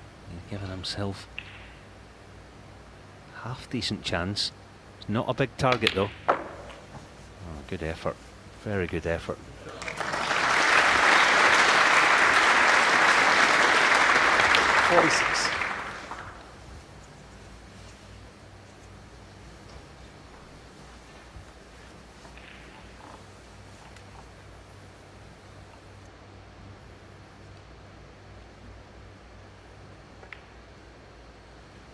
And in it goes. 47. Terrific from Hawkins. But what a reprieve, because of course he missed the pink initially to that right middle. It just veered offline on its way to the pocket. O'Sullivan got in, he crunched in that terrific blue to the yellow pocket, but then overscrewed from the next red, was left with that awkward pink. And now he needs snookers. 50. Hawkins checking the scoreboard, he's 35 in front.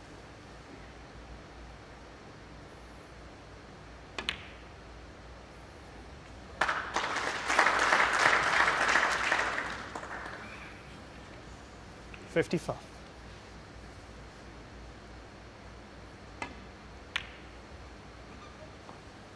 55 from the Well, he frame. did what he had to do. He Barry put Hawkins. together a very good break, particularly getting that red off the last red off the side cushion. And Hawkins wins his second frame of the evening, so O'Sullivan still 2 from victory, leading here by 4 frames to 2.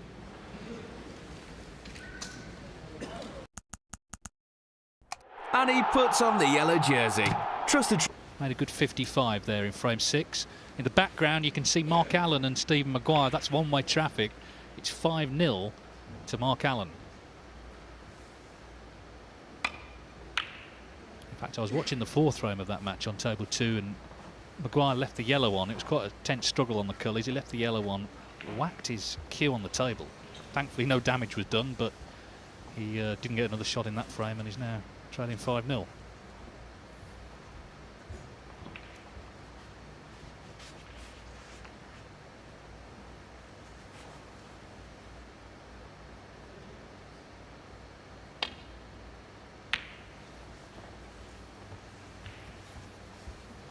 Winner of this match will play either Mark Selby or John Higgins. It's a brutal first round pairing, that, isn't it? Higgins, of course, semi-finalist at the weekend in India.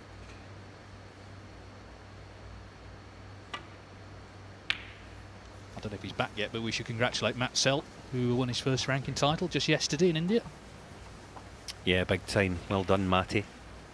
He'll be travelling back and rightly having a little celebration, hopefully, on the plane. Very good to see one of the nice lads on the tour.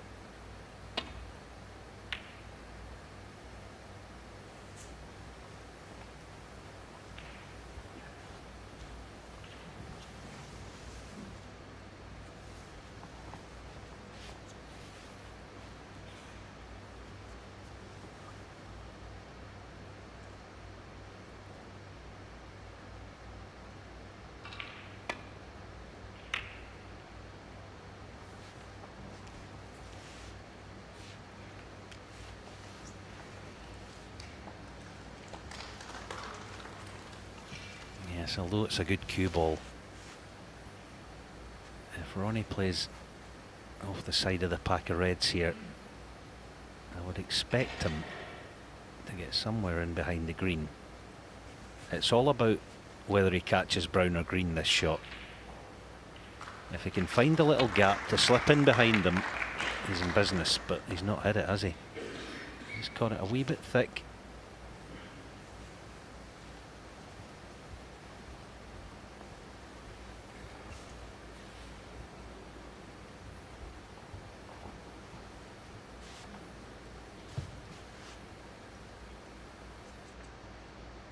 The good thing about this red here, he doesn't have to whack it, he can play for pink to right middle.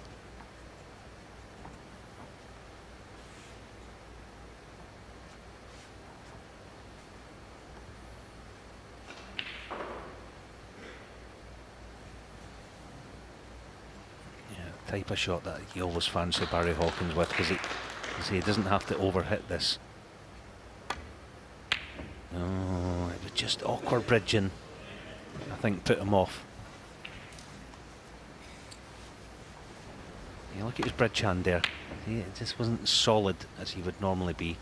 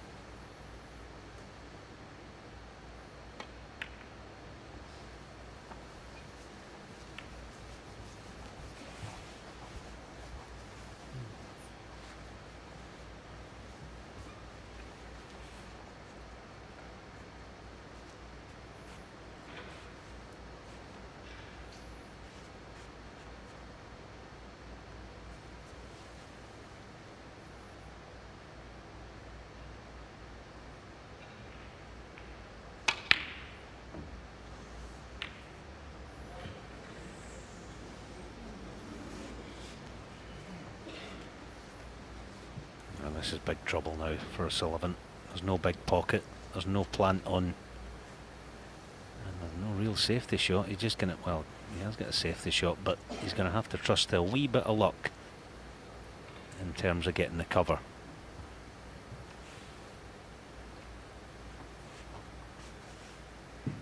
He's thinking about the plant, but I don't think he doesn't want to play it. That's the problem. Play the plant, he's got no control over the cue ball in terms of getting on a colour. You can see he just doesn't want to play it at all. So he's opting for the safety shot, but he's got a few balls that he can get the cover with, doesn't he? Played it nicely. Has he got it?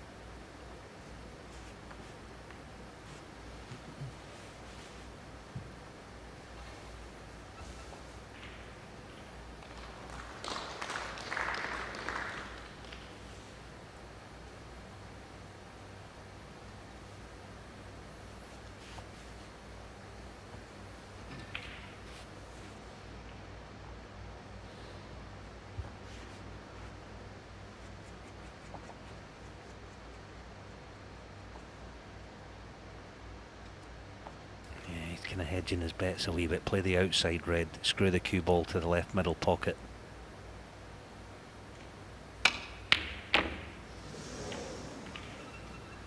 Brilliant shot, actually, wasn't it? That's exactly what he played. But the plant just wasn't on. The red was just that wee bit too far away from the lip of the pocket.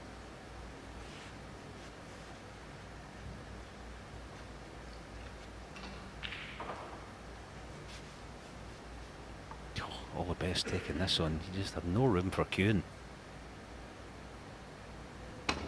Oh, what a shot! What a shot that is! And to land there, that is poisonous luck. I mean, look at this. Didn't touch the sides.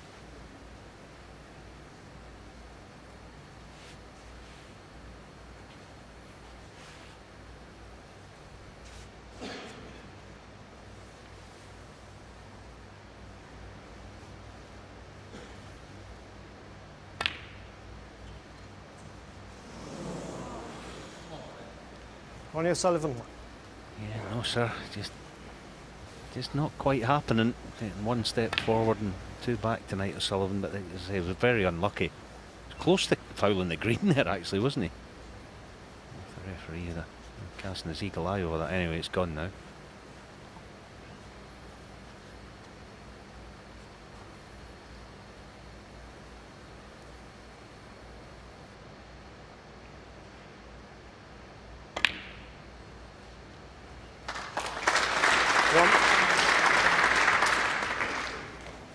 Well, Hawkins capitalised in the last frame when O'Sullivan broke down. He overcut that tricky little pink to the right middle.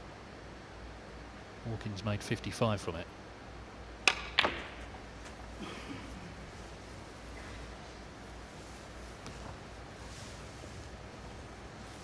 Table seems really lively.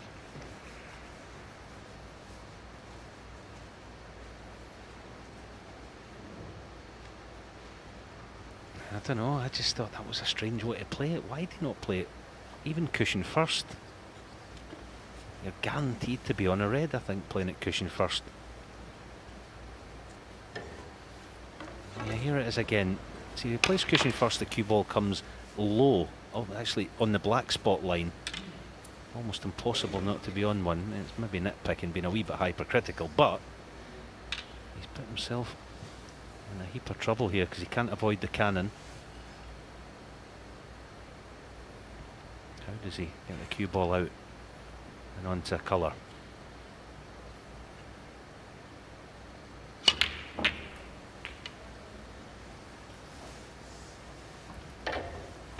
Seven.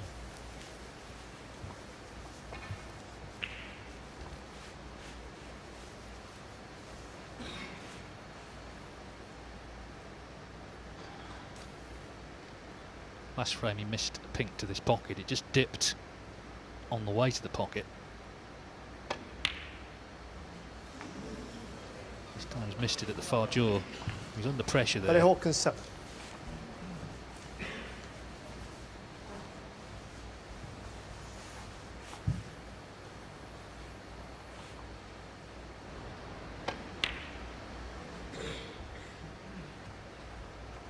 Steve Maguire, I can tell you, has averted the whitewash on table 2. It's 5-1 now to Mark Allen, the top seed in terms of the one-year list that's been used to find the 16 players for this tournament.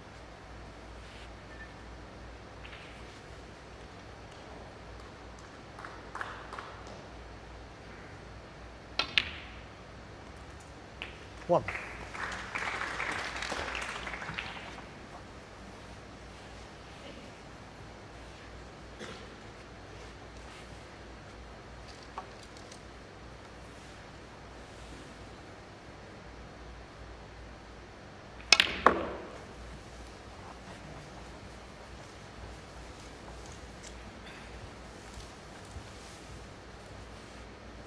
Four.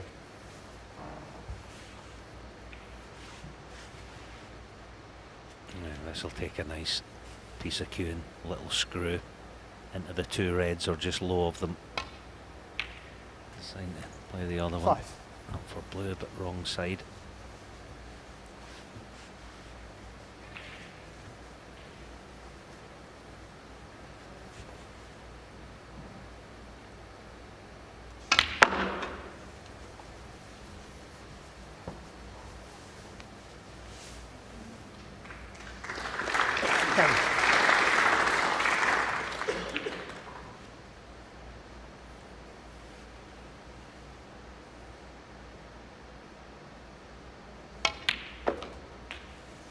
Eleven.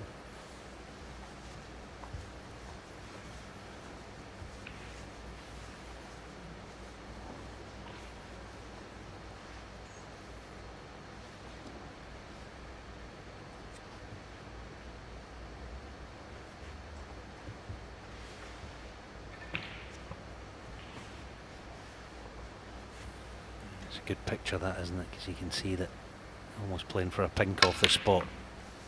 Playing this, cue ball finishes. Play for a pink off the spot, and you're just about 14. perfect. That looks pretty good.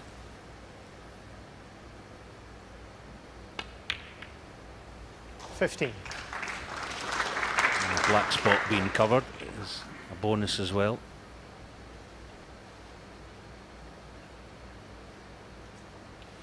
One thing's for sure, he's bang up for this tonight. You can just tell by the way he's approaching the match, the body language. A couple of matches at the Welsh Open that he played at times very freely, let's just say, but tonight really looking for the win.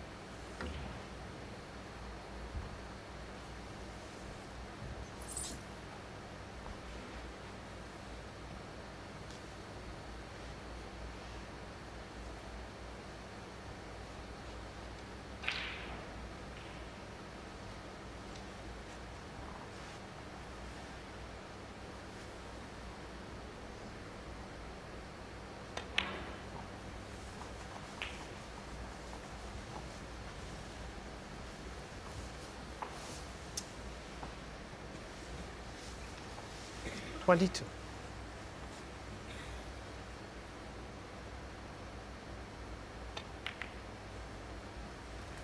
$23. Yeah, just push the red.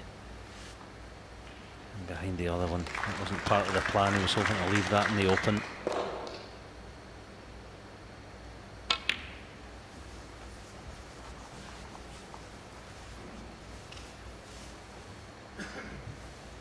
$30.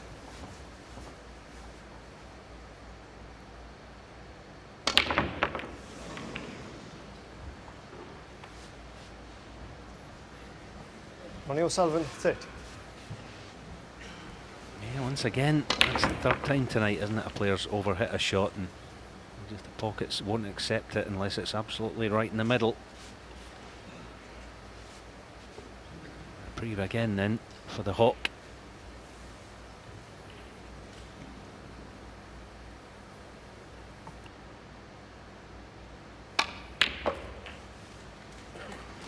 One.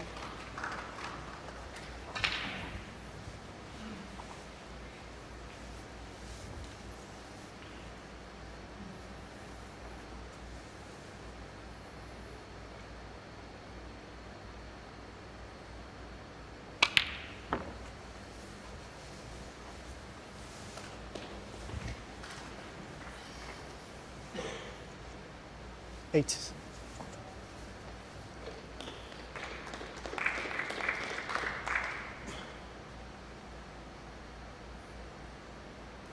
This will take some cueing if he's going to get out for a straightish black. Oh, that's some effort. What a shot that is. He's actually, I don't think he's on anything. I think it's no good, but it was some effort.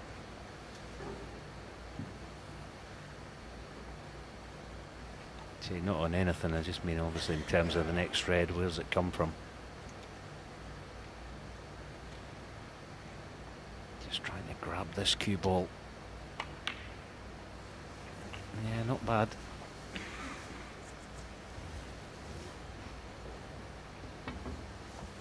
$60.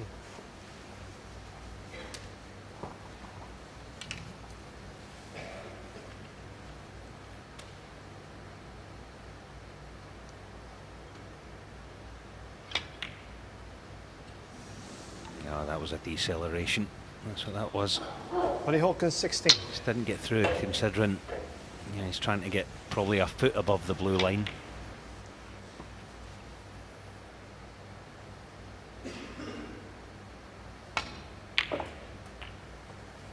One.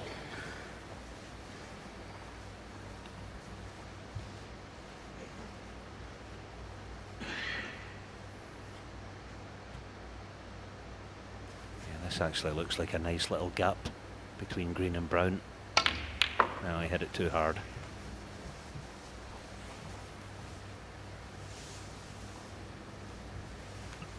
Six.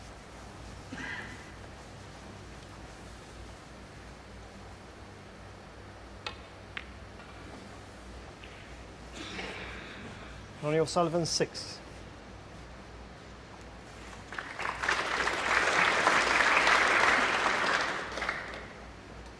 Right, 10-hole frame. This just 14 points in it. Hawkins knows he could be further behind than 4-2.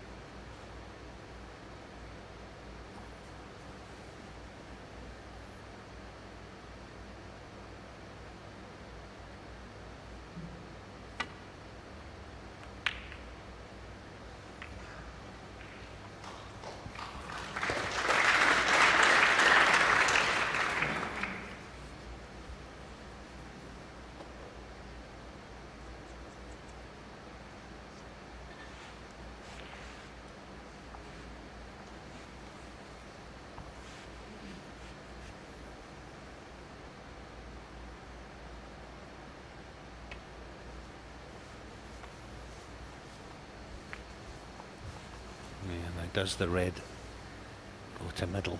Excuse me. I think it probably does. He's having a good look at it now, Barry. fact that he's going to have to play it with pace. The red that he's going to can, and he'll probably bring that into play. I see he's got to really put a bit of pace into this. He tried to roll it, and it's going to dip on him.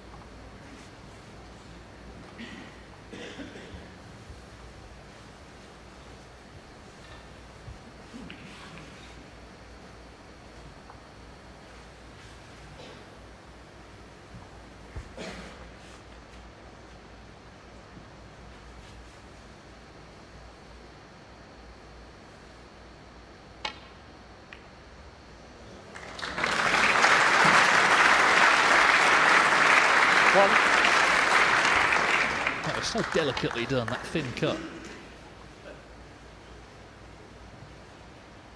Not the worst kiss this time.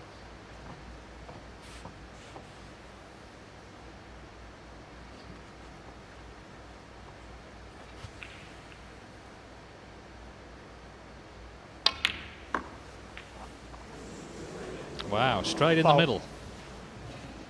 O'Sullivan won. Barry Hawkins. Been a bit of a mixed bag in this frame from O'Sullivan.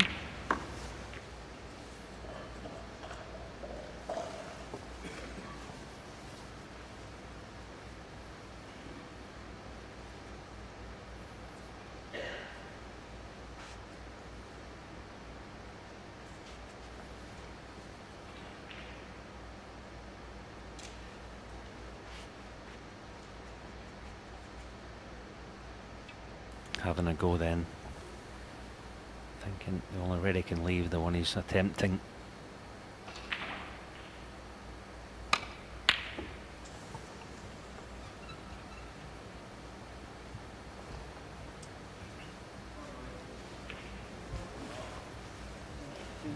Yes.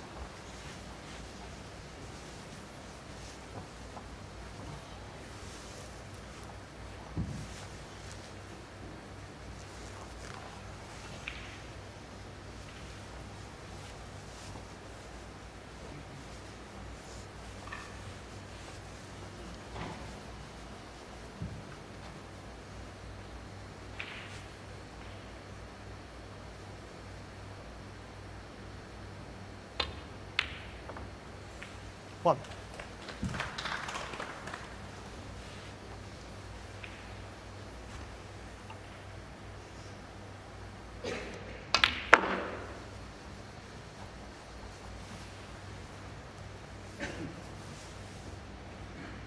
Going to need 6. both reds here. Just checking the maths there himself on the scoreboard. It's been a very bitty frame, this.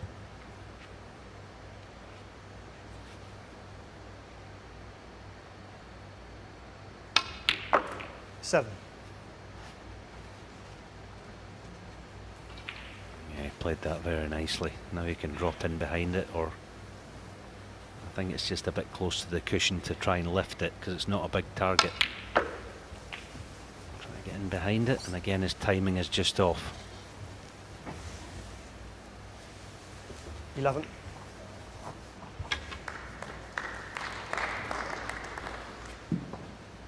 Yeah, he's going to play this here because you get 2-ball cover. 2 balls to cover the red should it not go in. Oh, what a shot. That's a great shot. Well, it's effectively a frame winner. It's pink and Hawkins needs a snooker. He's not been the most fluent of frames, but he's polished some really good balls in it, actually. 18. Not least the last red. As I say, he's got his match head on, O'Sullivan. He looks very, very focused. Fighting for every point, every ball of this match. And he's only going to need now one more frame to win this match.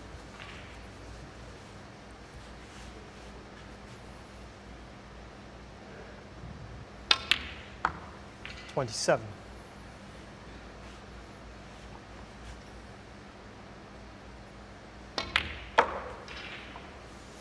32. 32.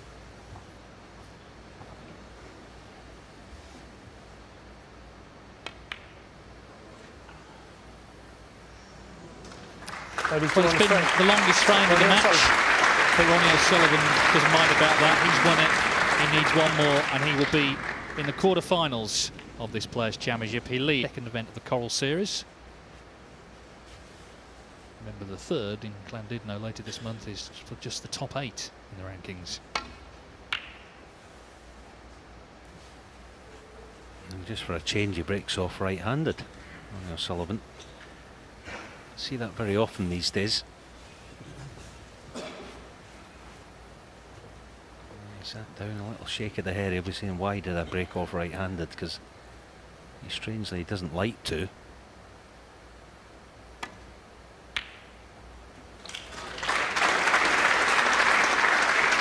One.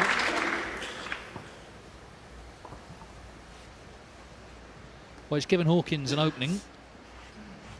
He had a few chances in that last frame. Balls went awkward though. It was a tough table actually.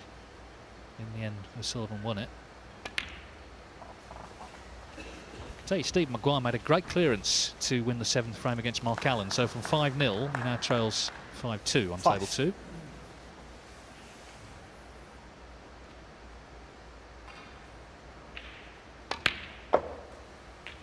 Six.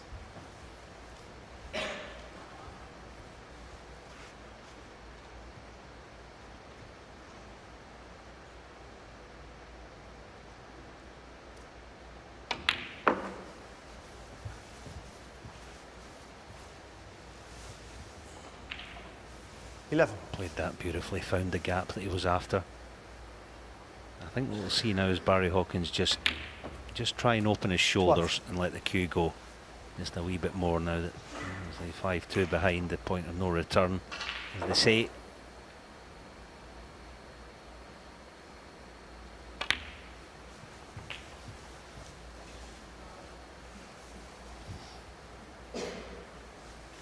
$19. Superb technique Barry has, we're going to see here. Left leg just eased forward into the shot, which is lovely. 20. You can see there, as I say, just relaxing the arm now. Let's see where he's going with this cue ball. Yeah, he's going in. Deep screw. Oh, super shot. Ronnie played one earlier, didn't he? Exact same into the other pocket. And got that double whiz on the cue balls up. And there it goes. Beautiful shot. Exactly as played.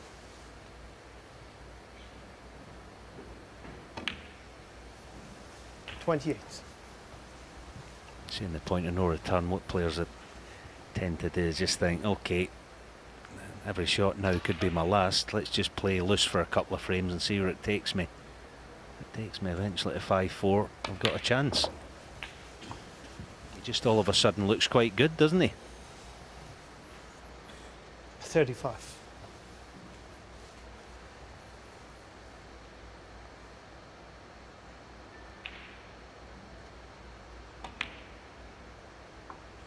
$36. Yeah, this is why players who are trailing can often be very dangerous. It's a bit like in a long distance race. You can see the front runner ahead of you and you make a sprint for it, see if you can catch him up.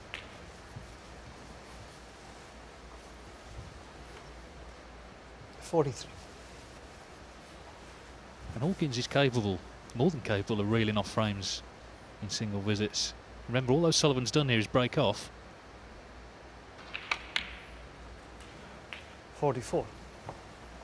Yeah, his famous win here a couple of years ago, wasn't it? Yeah, 2 or 3 years ago against Ryan Day. Made a bunch of centuries in that final. So he's got some good vibes in the Guildhall. Yeah, 5 centuries in fact. He could have had a couple more. 49.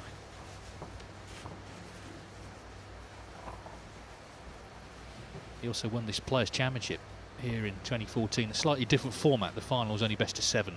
Qualifying system was different, but it was a ranking tournament.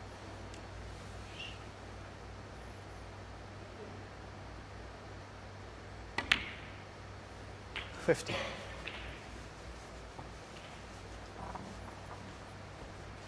Often hear people say he's underrated. I just wonder by who exactly. Yeah, I don't know anyone. This boy's a fabulous, fabulous player. He is, Barry Hawkins.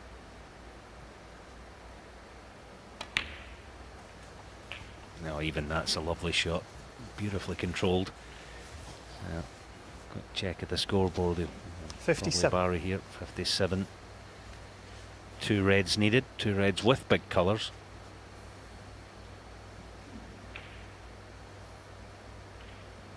Yeah, playing for pink this time, so that helps the pot just a wee bit. 58.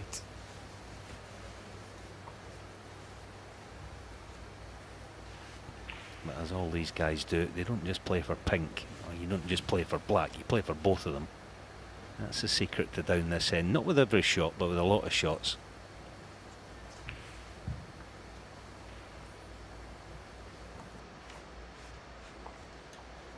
Change of plan then. Is the cannon required to get on the next red? No, he's not quite got high enough. That's end of break, I think. Yeah, drop 65. Of the head, and a little shake of the head. As I say, you just need one more red in the colour. And you can just try and nurse this red onto the side cushion, a little plant. And you hit it too hard. Barry Hawkins 65. So close to punishing the O'Sullivan break-off shot. Going to have to wait for another chance. Still enough on for Ronnie O'Sullivan. Yeah, the red that Ronnie's playing here, there's a chance that it could disturb the black. Just watch the red. Yeah, he managed to get it thin enough. I think Ronnie would have known that, so that's an excellent shot.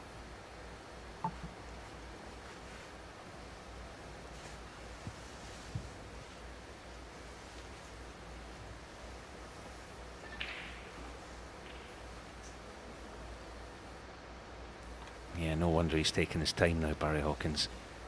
Do you get the button there and play it as a figure 8 safety? I wouldn't have thought that as an option. It's got to be thin, this, because he needs as many balls helping him in terms of cover as he can muster.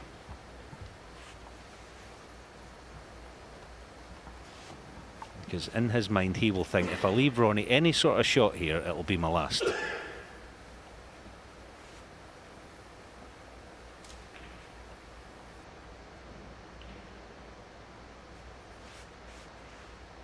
Yeah, now he's looking at the thin one. I think that's the only shot he can play. Just thin and hope he gets some cover.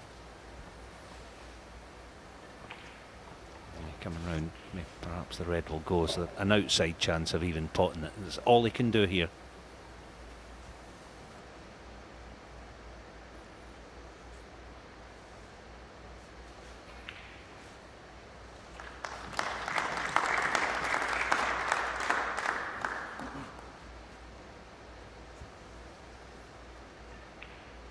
He's actually playing it with a bit of check, isn't he? Try and check this cue ball up towards the yellow pocket. Oh, what a pot! Brilliantly worked out by Barry Hawkins. That was a fantastic shot.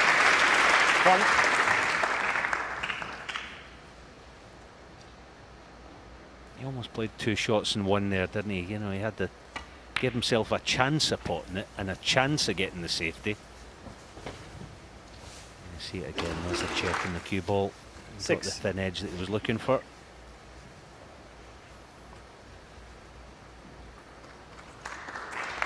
Well, it looks like it's winning this fine. 7.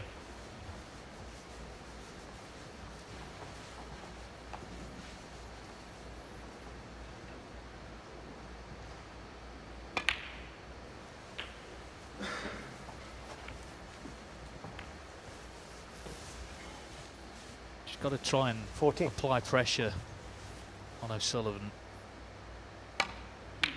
Get in, make the breaks, 15. knock in the vital balls. He was in trouble there when he came to the table, but got himself out of it superbly.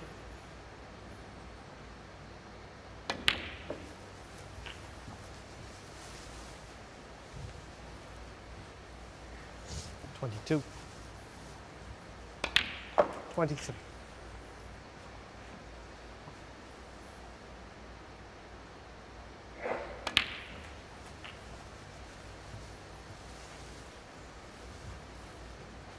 $30.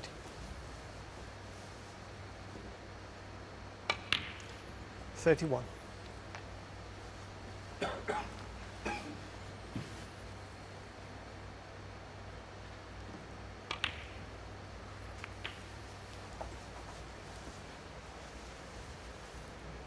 38.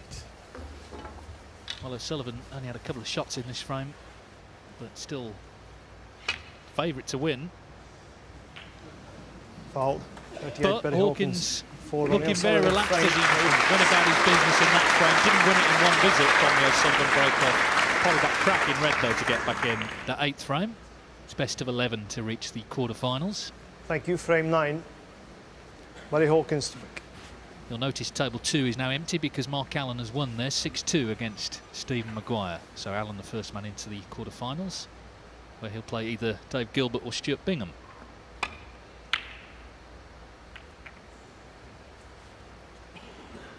Their match is huge, by the way, because they're on the bubble 8th and 9th in the one-year list, and there's only £1,000 between them. So that's a massive match between those two to get into the Tour Championship.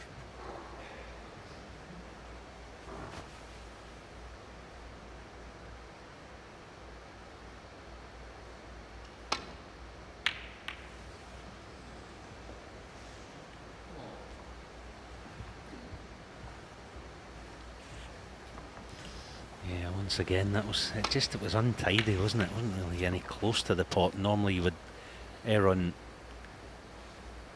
sort of pot in the thin side of the pocket, if you like. Way too thick.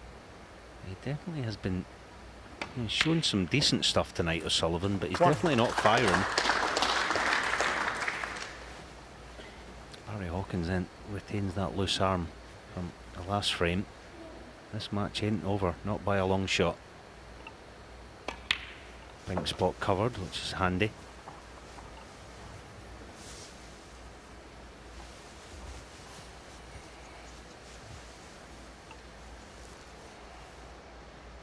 Seven.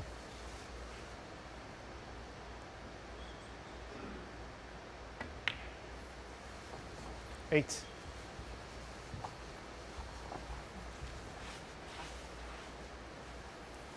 Yeah. No time like the present, I guess. Is he going into the pack? Yes, he is. Good shot. What a shot. Deserves to be on one. Facial expression tells us he's interested in something.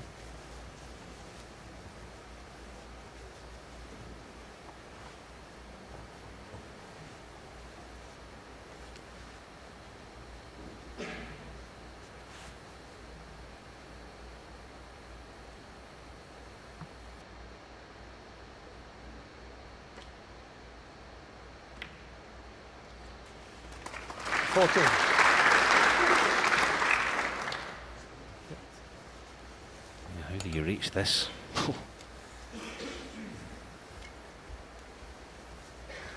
Yeah, you fancy him knocking it in dead weight, but playing it dead weight, can he play for a red? If he gets ambitious with the cue ball, he could miss the black, obviously.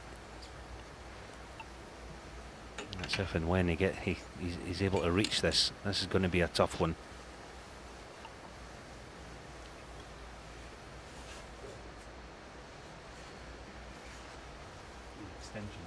Yep. Well, he's going to have the extension on the extension. Yep. You go. And a step ladder if you've got one.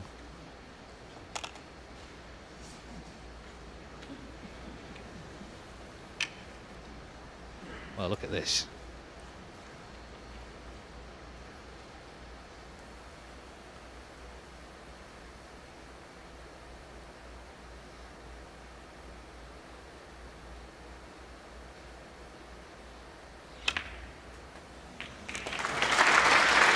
Get everything out of the way as well. That's the other thing. Really good pot, though. Can you get the rest for me, please? Yeah, under the circumstances, a fabulous pot. I think the black goes on the pink spot now, doesn't it? So, which will cover that red by the pink spot. So that was why he had to play it with some pace and give himself a good chance. Still quite early doors. He's looking to see if the black will go after he pots this red. You see, looks like it probably will. Not for now, but perhaps for later. Could play for it now, but Just having a second look at it.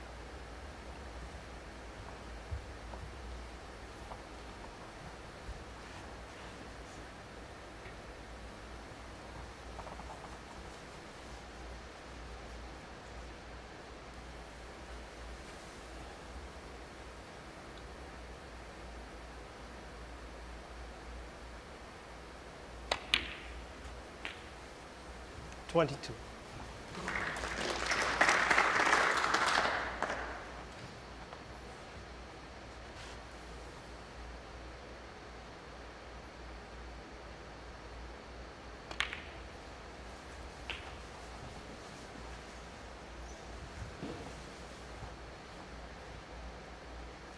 $28.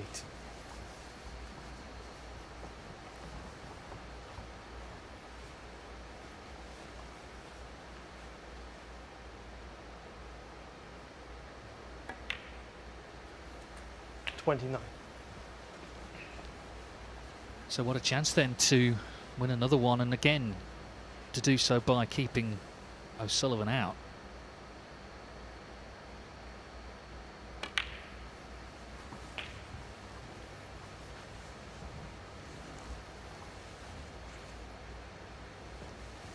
$35. O'Sullivan didn't put a ball in the last frame. 36. Will he pot one in this one? Hawkins ploughing on. Pink to lead by 42. Plenty of reds available.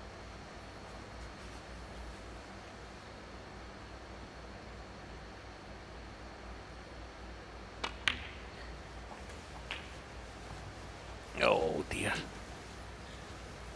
Not in the red. He was intending. 42. A little shake of the head now. This red will just about go, not off the right jaw as we see it. And this is tricky. He's got to play it with a little bit of pace as well, on and off the cushion, and clear that offending red. Oh, that is a fabulous shot. That is a fantastic shot. It didn't look much, but to play that with pace was superb. Isn't it amazing how the scoreboard dictates the way a player plays in a match? I said at the beginning of the last frame, you expect Barry to just open the shoulders a bit and just relax, basically. But if he goes on and wins this frame at this visit, all of a sudden he's got a match to win again. How will that affect him? Remains to be seen. 50.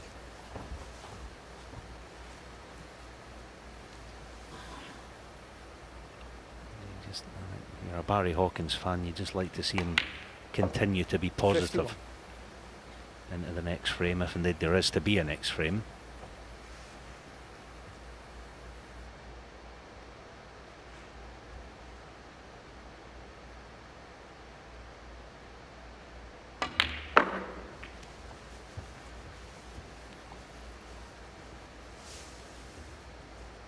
$56.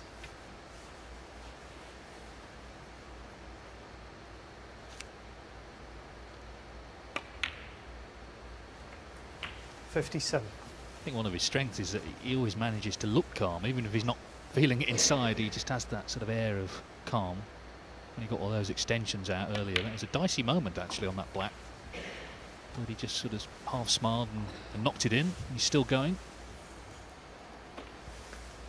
64.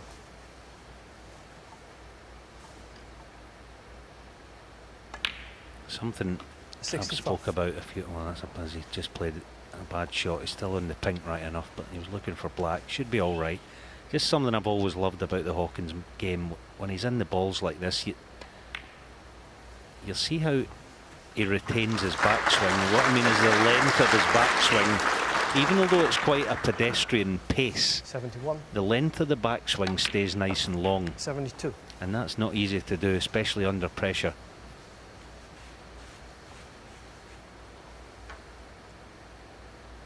Just watch the tip of his, you see, almost back to the V of his bridge. 78.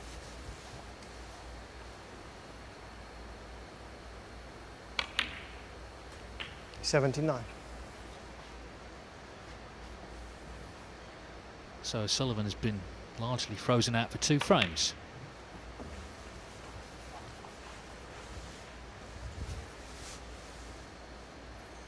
Things have got a lot closer 86.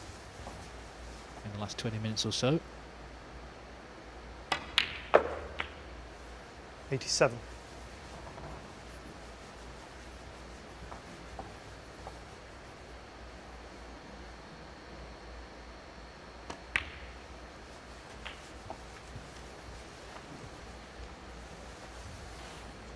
Made a century in the 4th frame, 104. 94.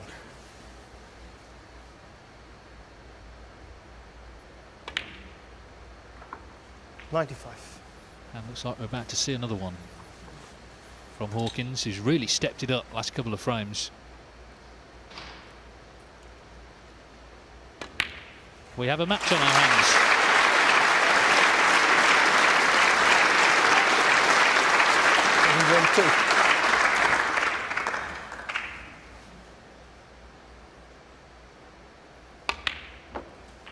$103.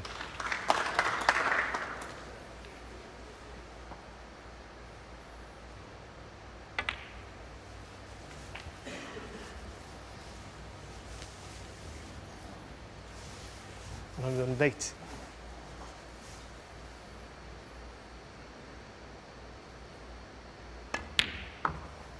$110.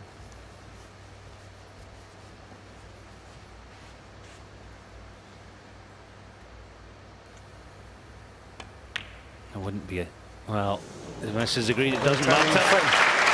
No, second century of the evening from Barry Hawkins, 110. He's dominated the last 2 frames. And there's now just 1 frame between them. Ronnie O'Sullivan, the 110. O'Sullivan hasn't potted the ball for 2 frames. He scored 4 points frame 8. That was a foul. So just under a little bit of pressure here now, with Hawkins playing his best snooker the whole evening.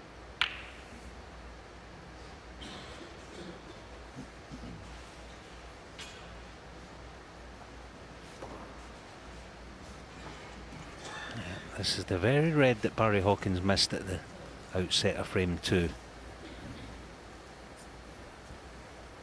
Let's see how he tackles it this time.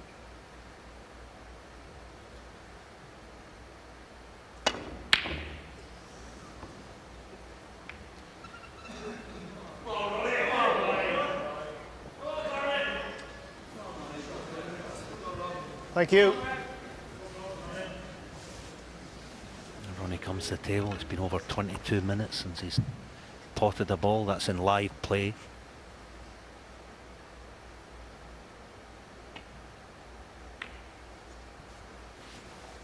One.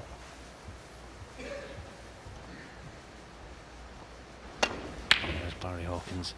He just tried to force it, didn't he? As I say, that the dynamic of the match has changed. Just the fact that he now has a match to win rather than get back into. The old tension just comes back into your cueing arm. Perfectly natural. It happens to the best of them. 6.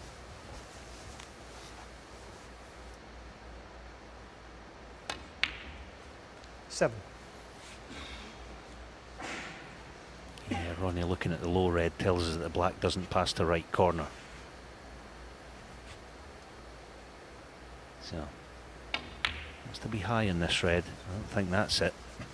Straight's no good. 12.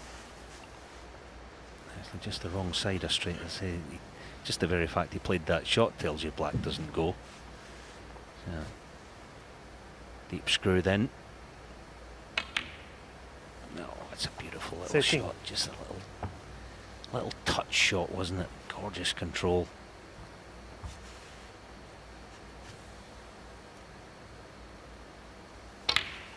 Watch his body language here, O'Sullivan.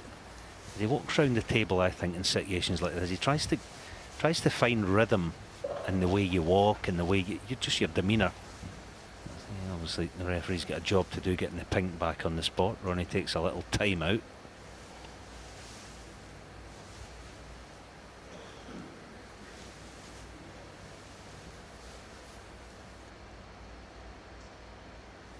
$90. Let's just see then how busy he gets around the table in the next couple of shots. been frozen out by the Hawk. To get back into rhythm.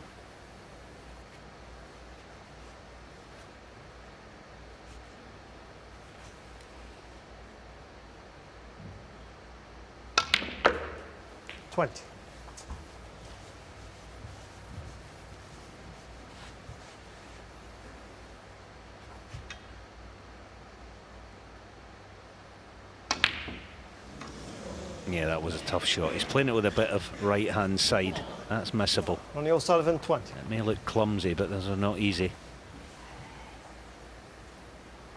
See it again, just right of centre strike, and just to help the cue ball onto that right side cushion. Didn't expect him to miss it, but it wasn't a sitter.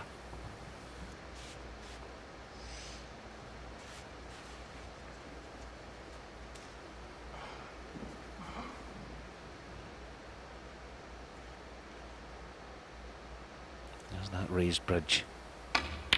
Barry Hawkins, I don't know how he does that. If you watch that again, his bridge hand is almost like he's bridging over the top. See that? Look at that, there's a little gap between the cue and the cushion.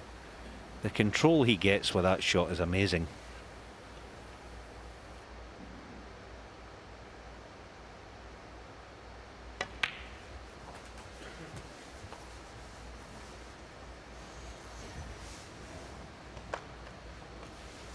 Six.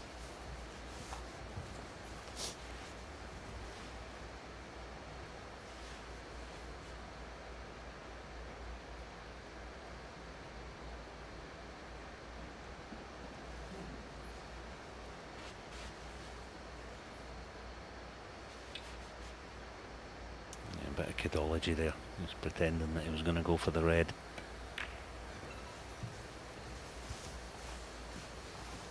Barry Hawkins, 6.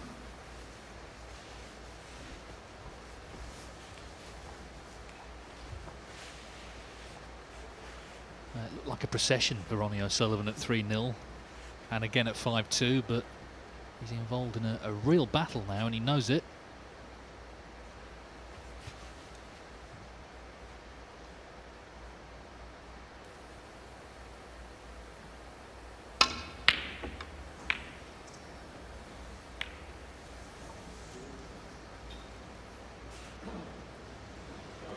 Well, they could have finished anywhere. He's had a result in the end, really. One stage he looked like he was going to leave this on.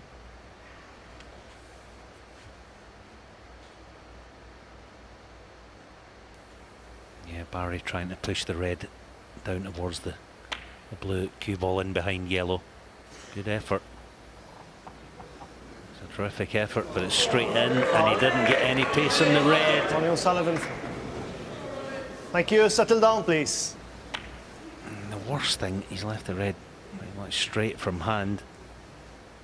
Ronnie, if he wishes, can now go into the pack of reds if he needs to open a few things up in terms of the pink and the black.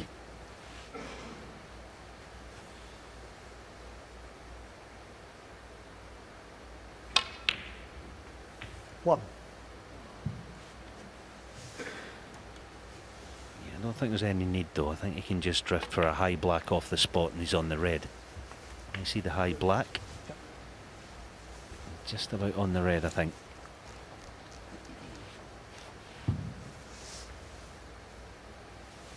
Six.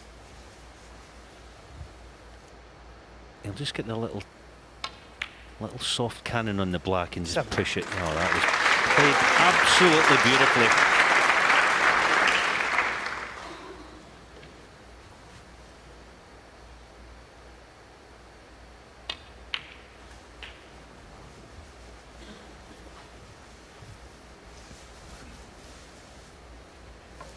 Let's see if we can find his timing here. Oh, it's off their face, the reds. 15. Going to play up for black, deciding to stay down here. Still going to need one of the 5 reds all tight together. Although the one next to the pink does go to left middle. Could be an option. But when landed low 22. on the red now, he's going to bring them into play this time, it looks like. 23.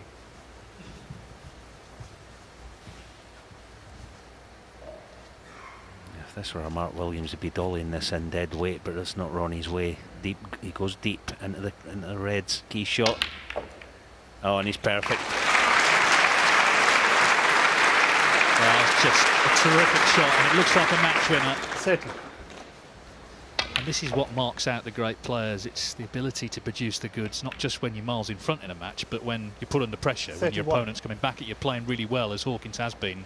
But that in-off, the shot he played, trying to get him behind the yellow, just the slight misjudgment, not only the in-off, but leaving that red north of the blue, has combined to give O'Sullivan this chance to kill it off. 38.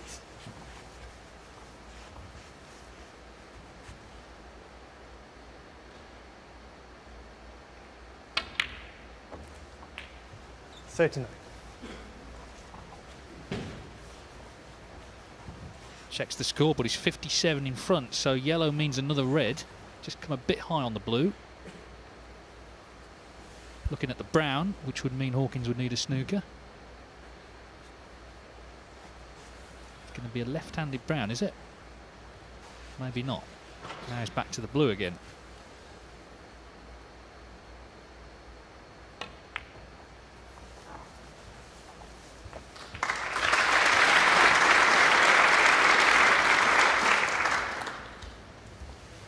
$44. Well, Hawkins needs one snooker.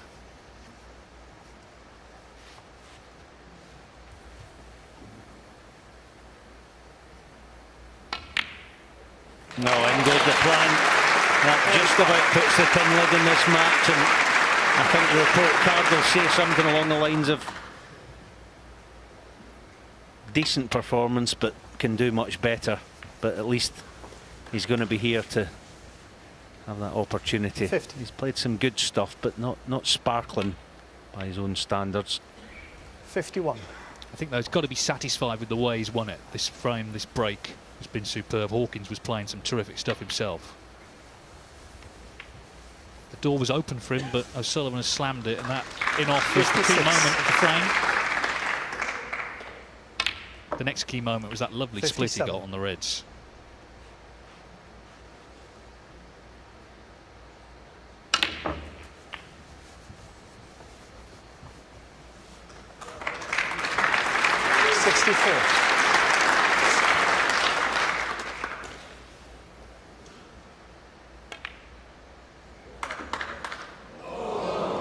Red stays out, but what a terrific break to win the match. A 64. He was put under pressure by Barry Hawkins. He responded superbly. Little clenched fist for this big crowd.